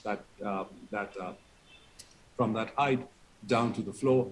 And that image also captured very, very powerfully, more than all the smoking towers and more than all the video images that particular image captured for many people. There were books written about it and long format articles written about that particular image because it moved people and the way they saw this whole struggle that this person must have felt before he took this split-second decision to jump from that height. So the images that photographers bring to us become very, very important. And these are, of course, very different from images, as many of you spoke, from fluke images or chance encounters. Many people with mobile phones and people with cameras, newly bought cameras, take, because of course you as photojournalists have been trained to look for the exact moment or find that exact moment from so many opportunities in front of you to just zoom into that particular moment and get the meat of the story, so to speak. And that is why the ability to say so much in one picture, thousands of words in one picture, that ability comes with the training that you spend on the ground. Training helps you to just come into any situation that you may be sent on assignment for and bring out the best from that situation. That could be an election campaign, that could be a riot scene, that could be a train tragedy, or anything. You can just go and because of your training and the rigor that you've received on the job, you can bring out those images. And these images, in fact, as very, very powerful tools in front of people who are reading or rifling through a magazine, or even seeing these images play across in a video format, because people realize the enormity of the situation by looking at these images. Without them, the tragedy that has occurred is just a number, and numbers don't speak. Images are what actually speak to people, and images make them feel the emotion, feel that things need to change. If there is a train tragedy or something like Bhopal that happened, the image actually makes people say that from now on we will try to pressurize the government in taking action and seeing that their factories such as these are more secure, or there are laws that prevent this kind of tragedy from happening again, or a repeat of this thing happening again. So images, which is why we have sort of formatted this session, saying that in many such situations where just the numbers or the statistics is mind-boggling, but the image is what touches the heart, or images which make people take a decision or a view to really, really work towards something like that not happening again, and eventually that works to create more understanding and a better way of changing the way things were before, either by putting pressure on decision makers or even making small changes in your own life. Like Harish ji mentioned, that someone who saw the devastation caused by the earthquake in Kashmir, and that person wanted to adopt a child. So these are small ways that pictures or still images work in the minds of people. And it is very important for our students over here to also understand that, because they are very soon to enter into the professional world, where they will be also behind the camera, some of them, and notice or be trained for that kind of rigor which is required to look for the exact crux of the story, or look for the perfect image that tells the story in ways that words cannot, or in ways that words are not capable of. So capturing the exact moment becomes very, very important. So in fact, I remember when I was at Outlook. Outlook was one of the few magazines that started giving a lot of space to the image, and there were double-page spreads of pictures which were very beautifully shot and very well edited. So that became one of the milestone moments in Indian journalism, especially print journalism, where the primacy of the picture was enough, and the texts were reduced to quite an extent, and the picture took primacy over the story, and most of the story was told through the pictures. So that was very, very nice to see happening in the press. Before that, a lot of press coverage was just a very representative picture of what's happening, but the drama was missing, and because of Vinod Mehta's guidance, Outlook was one of the first few magazines which started making that primacy of picture very, very, taking it very, very seriously. So that is my thoughts on this session, the theme of which was photographers, photojournalists as peacemakers. Over to you, Dr. Shruti. Yes, thank you, sir. I'm going to hand it back to Venkat, sir, to continue the discussions and moderation. Thank you, Shruti. We now have 29 minutes to discuss. I invite questions from all your students and whoever is listening in. Please unmute yourself and ask a question or make a comment. And if you are asking a question, also mention the name of the person you would like to give a reply to. Yes, sir. So on behalf of the attendees, I will be reading the questions because they can put them in the question answer section down there, and they will not be able to mute themselves. All so right. For the attendees, if you have any questions, please do put them in the question answer section below, and we will take them. I'm going to read the first question that is there by Eric Don Arthur. He's appreciating by saying thank you very much for this important discussion. And please respectfully and without prejudice, what would be the functional outcome of this panel discussion? Be in concrete terms. And he continues to ask, for example, would a transcript and summary recommendations be made available? And if so, then when, how, and whom to approach? And for which specific purpose in terms of possibly informing and influencing any particular goals, such as educational, legislative, regulatory, administrative, and security developments. Thank you, Eric, for that question. Well, I mean, we don't know what would be the impact of what we are talking here today. I just hope that young people who are wanting to enter the profession and who are watching this and who are hearing eminent photographers speak about their profession will learn a thing or two and continue to, contribute to the field of journalism to bring about consciousness and awareness of the existing realities in contemporary India or wherever. And as regards whether these proceedings will be put out in a summarized form, it's up to Dheeraj or Shruti to say what you propose to do so that Eric will be satisfied and he may want to follow up. Dheeraj? Yes, Eric, we will definitely, the idea of the conference is to to give a platform for a lot of deliberations on different topics. They may not have a very concrete effect if we are thinking in very solid terms, but by osmosis, we want our ideas to be shared. So the video will be there on YouTube, which you can refer to, and the transcription would also be available in our report, which we make at the end of the conference. And plus our social media pages will also have quotes of people, of all the panelists who've spoken here, their minds and share their thoughts with us. So you can go there.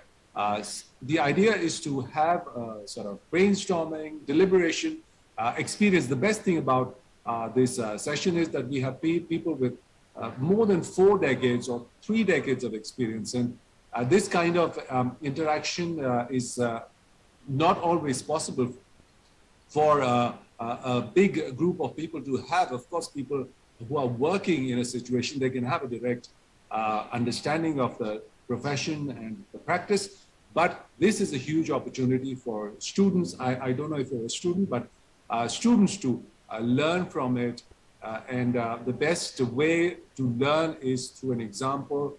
And here we have many stalwarts of the profession sharing from their own personal examples and their own personal experiences of being in the profession for that long. So that is the main takeaway in my view.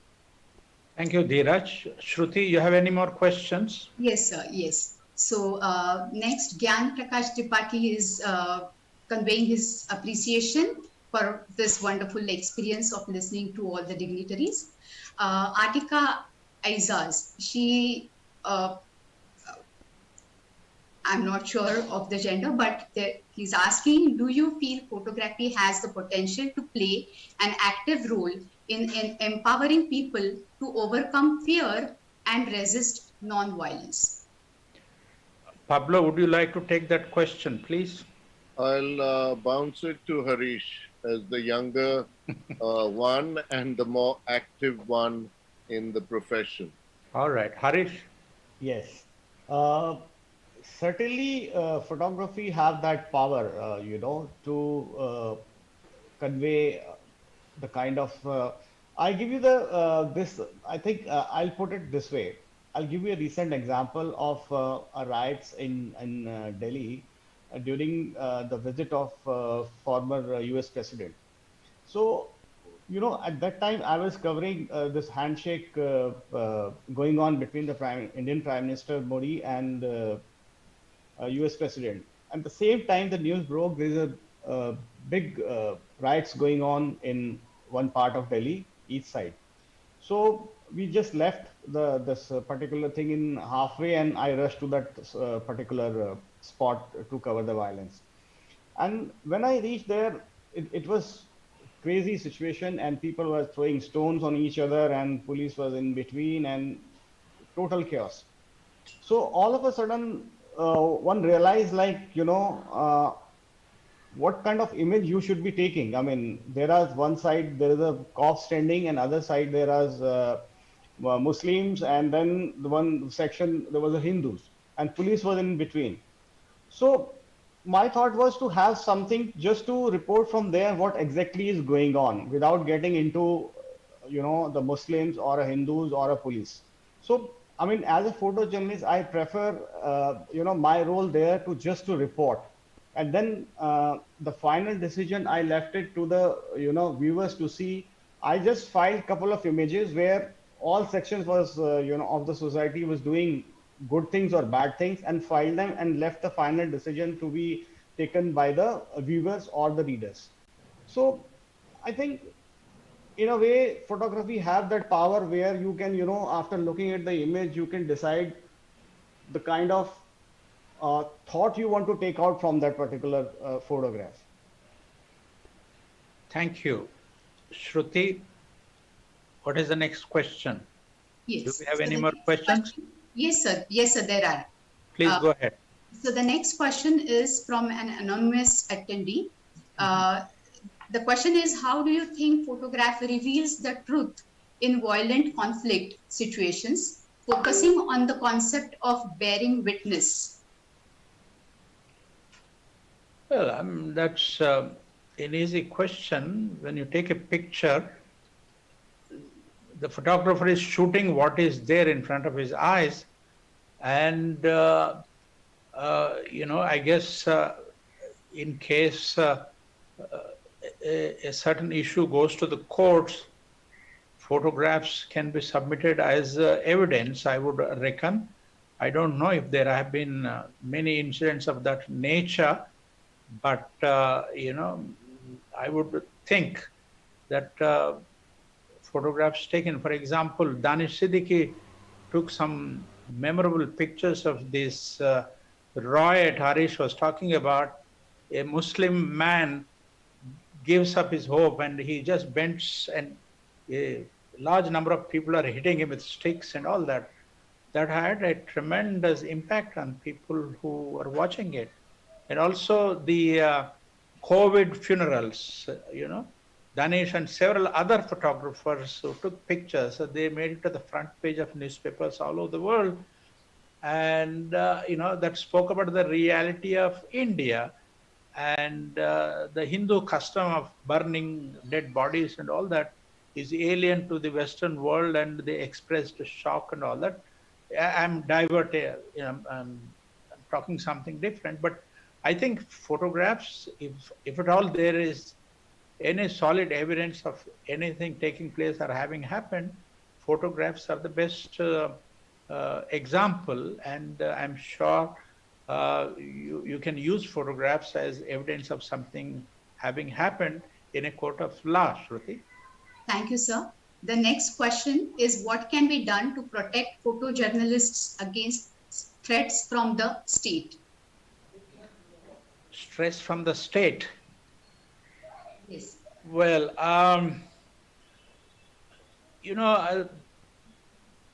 till recently there was no issue about the state, putting pressure on photographers, taking pictures that show the establishment in not such a pleasant sight or bad light, to be, like the pictures of dead bodies flowing across the Ganges, people who are suspected to have died of COVID.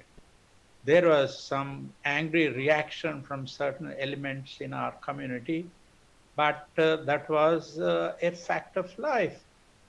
Look at the Rohingya refugees, making a beeline and walking miles and miles and entering Bangladesh. Those pictures have won the Reuters team a Pulitzer Prize, and Danish Siddiqui was one of the photographers who was, but it told the story of what was happening, but there was no effort by any government. Of course, the Myanmarese or the Burmese government could do nothing about it because this was happening somewhere else, but they took possibly their revenge by arresting two Reuters reporters on flimsy charges and putting them in prison for more than a year. And then there was a hue and cry across the globe, including statements by the UN Secretary General and so on. And then the government was forced to free them.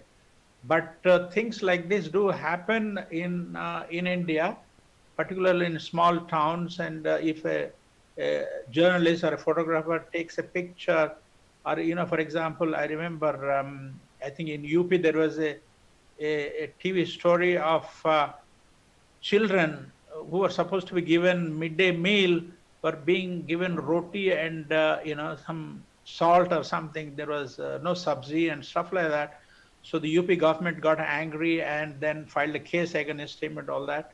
And there have been several cases like that, and the Editors Guild of India, the Foreign Correspondents Club, and several other, even Reporters Without Borders, and there are so many global media organizations which fight for the protection of journalists. They raise a hue and cry, and eventually the governments are forced to drop the cases or give up or go easy and so on. But the threat to photographers and journalists by establishments, autocratic or dictatorial establishments, is real. And there have been cases of journalists getting killed in Brazil and several African countries, even in India.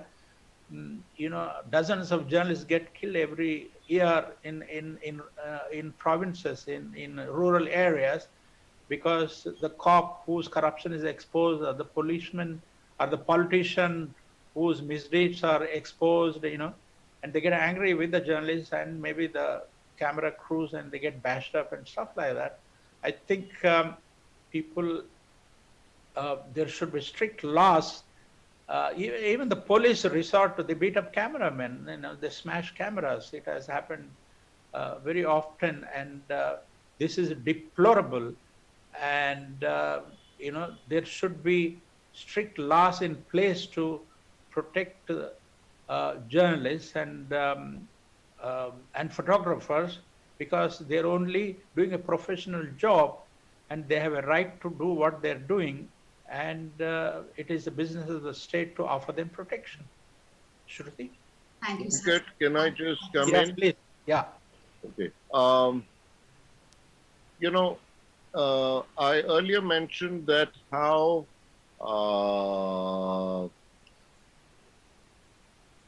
technology has changed.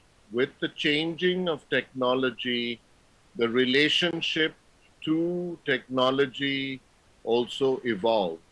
So today, where let's say 30 years, 40 years ago, the camera or the Super 8 movie camera was like a home device, was something that just was, for information or amusement used.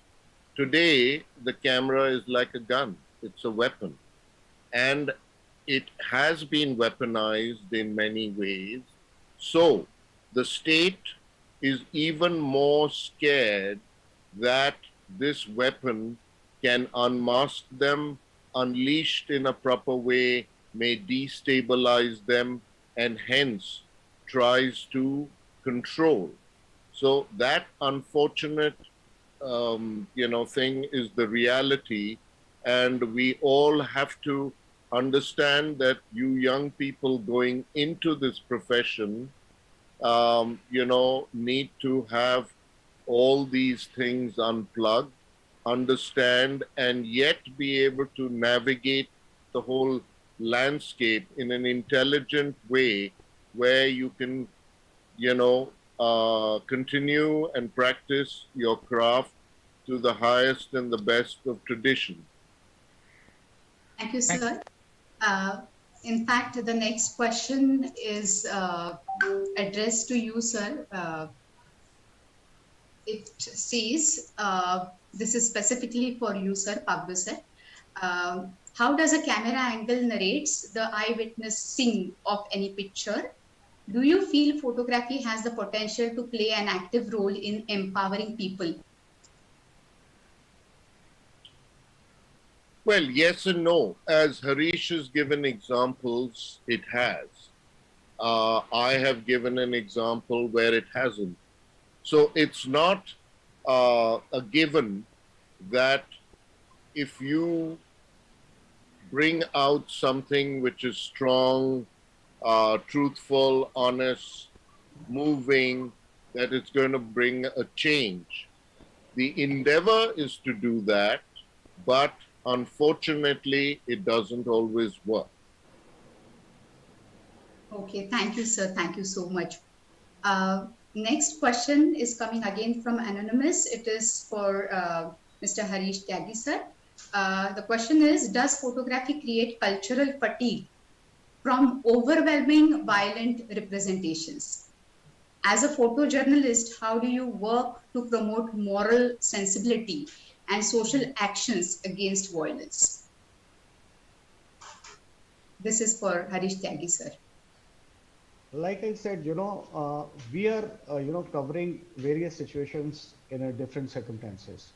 And the violence is one situation which we are always, while covering it, we are very close to it. To judge, the situation there, it's hardly, you are not there to judge right and wrong. You are just there to report and cover the situation, and then quickly, come back and file it. So, can you repeat the question again, because I'm not able to see it here? Yes, sir, I will. Just a minute. The question is, does photography create cultural fatigue from overwhelming violent representations? As a photojournalist, how do you work to promote moral sensibility and social actions against violence? Yes, okay. Like I said, yes, it does create a social fatigue for sure.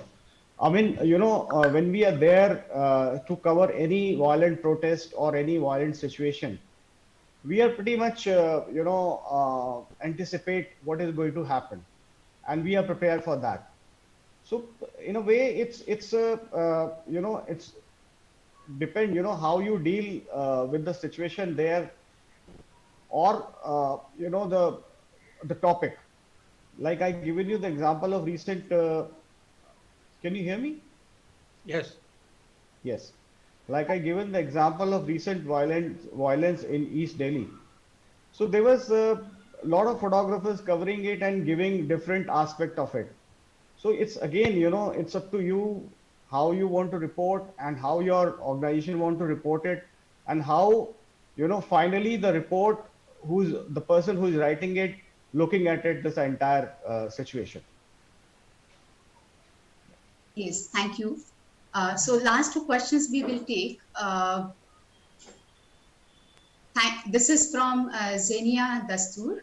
She's saying, good evening, panelists. Thank you for taking the time to enlighten us on the impact that photojournalists have in all spheres of life. My question is, what do you make of Danish Siddiqui's brutal murder by the Taliban? Do you think he was murdered only after this identity was verified? Well, I mean, it's not very clear. There have been several reports that it was an accidental death, that the Taliban didn't care who was where, but they were on the other side and they just shot at them. And some reports have said that it was discovered that there was a photographer in that camera, in that particular car, where, some Afghan national security guards were offering protection to Danish. And then after realizing that there was a photographer, they deliberately shot him dead. That's what they say. But whatever happened, it's horrible, it was detestable, condemnable, and the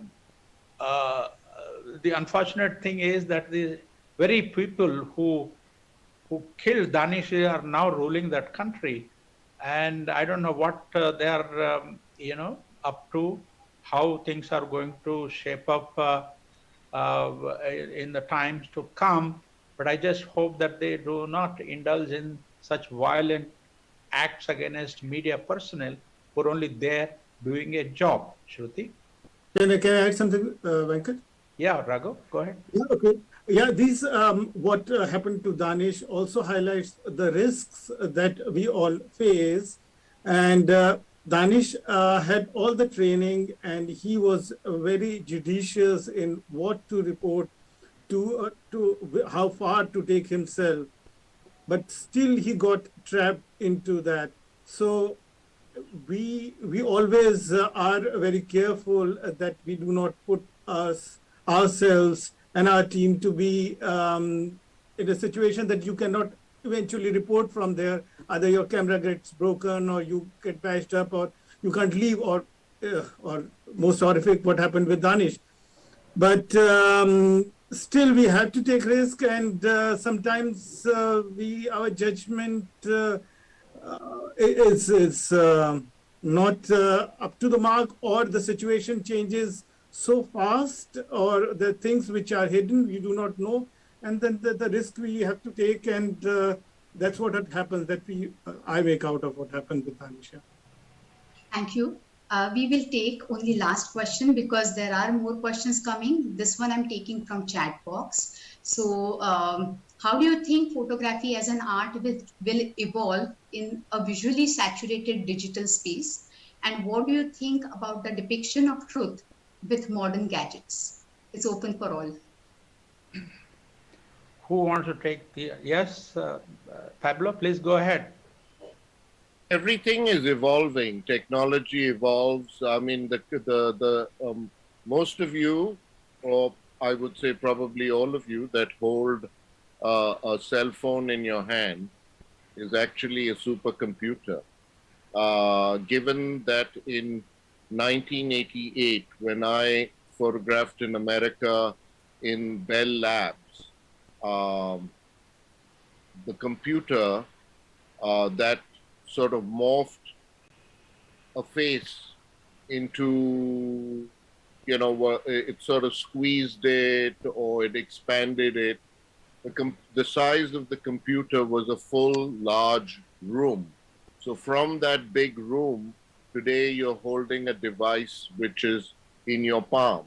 So that's how physically the power has shrunk in terms of its size, but has probably, if not quadrupled, 100 times gone higher than what that room could do.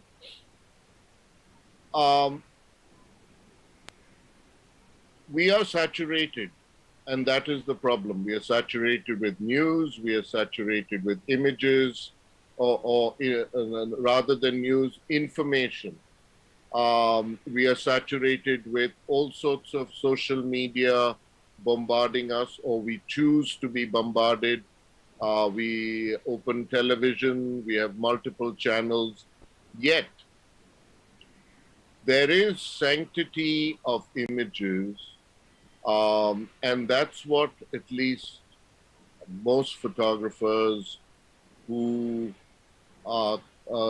quest is to be able to look and find that moment where things come together, where the light, the composition, the subject matter all work towards telling a human moment. And I think that human moment can't go away. It cannot be replicated in the long stream of images which is just representative.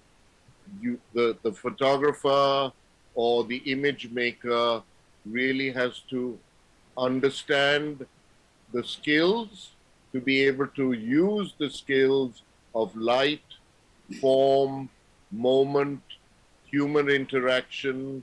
It can also just be abstract, or it could be wildlife. It doesn't necessarily always need a human. But when all these elements come together and give you that emotional image, I think all of us who are even part blind or part educated visually will react to it. Thank you so much, sir. Yeah. Yes, sir. Yeah, Please. we have 2 minutes. I want to use those 2 minutes to thank the organizers for involving the FCC in this. But Zoom sessions are not the same thing as physical interaction. I do hope that the COVID menace will disappear by the time it's time for you to do the next thing. If you are keen on involving the FCC the next time also, it might be a good idea to get the FCC team to visit the university and interact with you people and your students. Nothing like physical interaction. And I want to congratulate you and thank you for organizing this. I want to thank my colleagues Pablo, Harish, and Raghav for this. And I want to thank Dheeraj, Shruti, Anurag, and Mithila, who have been in touch with us for a pleasant session. Thank you very much. Thank you. Sir, it has been our pleasure all the way. But before I move to the gratitude session of our own, I will want to go to the resolution part of this session.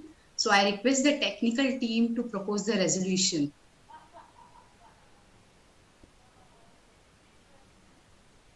Participants, you are please welcome to participate wholeheartedly, give your truthful reactions, and we will be seeing the results soon. It says the new age storytelling is embedded around the pictures. Hence, the physical and mental unrest may miss an apt word, but every photo taken in such circumstances gives away a pool of thoughts. We plead everyone to use such technology with utmost understanding. And you can take one choice, please.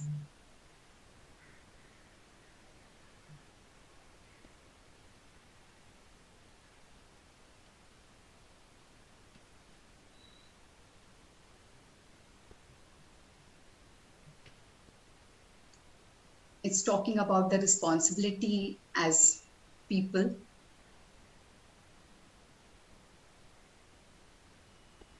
And I think we will be getting the result. Yes, undoubtedly, most of us do agree that we need to be more and more responsible towards our observing things, looking at things, and witnessing things. Thank you so much for participating. We are moving towards the conclusion part of this session. Thank you. Bye. Yes, sir, please go on. Yeah, that's it. I thought it's 6 o'clock. Must be time for your next session. So we want to thank, on behalf of the team from FCC, all you and your colleagues, ladies and gentlemen. Yes, sir. If Pablo sir wants to say something, please. No, I was just waving goodbye. Okay, yeah. So, We're also waving goodbye. Thank you. We are coming towards the end of the second plenary session in the third National Conference on Media and Journalism, titled Dialogue, Inclusivity and Peace. I'm sure each one of us has many valuable takeaways from this session. If not conclusive, at least thought-provoking, thanks to the expert moderation by respected Mr. S. Venkat Narayan sir, and the rich contributions by respected Padma Shri, Mr. Pablo sir, Mr. Harish sir, Mr. Raghavendra sir, and Mr. Dheeraj sir, on the topic of photojournalists as a peacemakers. The role and possibility of photojournalism aiding peace can continue to be pondered upon, debated, maybe. However, we all agree that photojournalism as a storytelling tool will not only bring sympathy, but also evoke powerful feeling of empathy in the hearts and minds of people. And in this chaotic contemporary times, this task of bringing peace will always remain a challenge that the photojournalists can continue to grapple with. On behalf of our Honorable Professor Vishwanath Karad sir, the founder of MAIR, and our respected Rahul B. Karad sir, the Executive President of MIT World Peace University, who is carrying the light of knowledge through this university.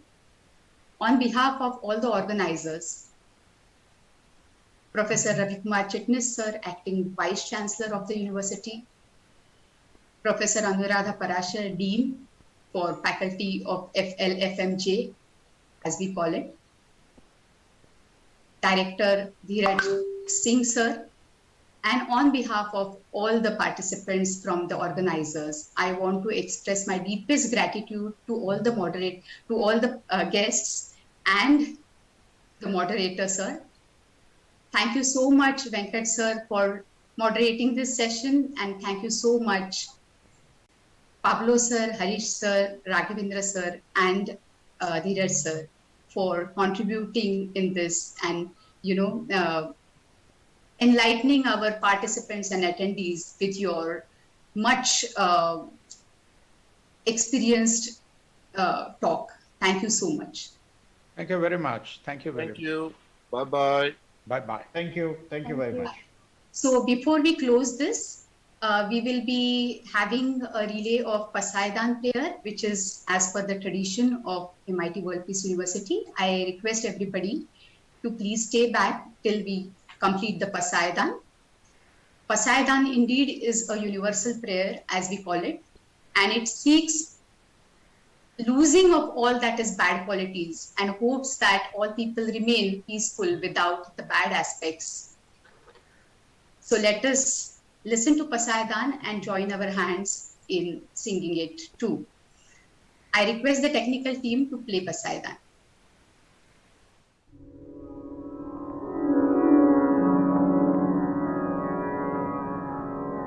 आता विश्वात्मके देवे येने वाग्यज्ञे तोषावे तोषोनिमदजावे पसायदानहे जे खळांची व्यंकटेशांडो तया सत्कर्मी रति भूता परस्परे पडो मैत्र जीवांचे दुरिताचे तिमिरता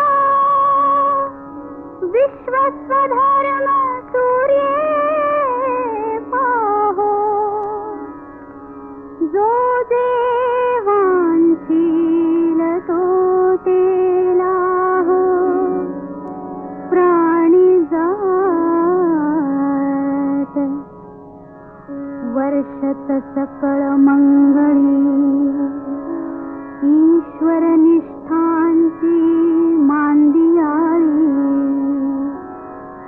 अनवरत भूमंडळी भेट तू भूता चला कल्पतरूंचे आरव चेतना चिंतामणीचे गाव बोलते जे अर्णव पियुषाचे चंद्रमे जे अनांतन मार्तंड देता पहिन ते सर्वाही सदा सज्जन सोय रे हो तू किंबहुना सर्व सुखी पूर्ण होनी सिही लोकी भजिजो आदि पुरुषी अखंडित आणि ग्रंथोपजीविये विशेषी लोकीये दृष्टादृष्ट विजये हो आवे जी येथ म्हणे श्री विश्वेश्वराव हा होईल दान पसावो येणे वरे ज्ञान देवो सुखिया झाला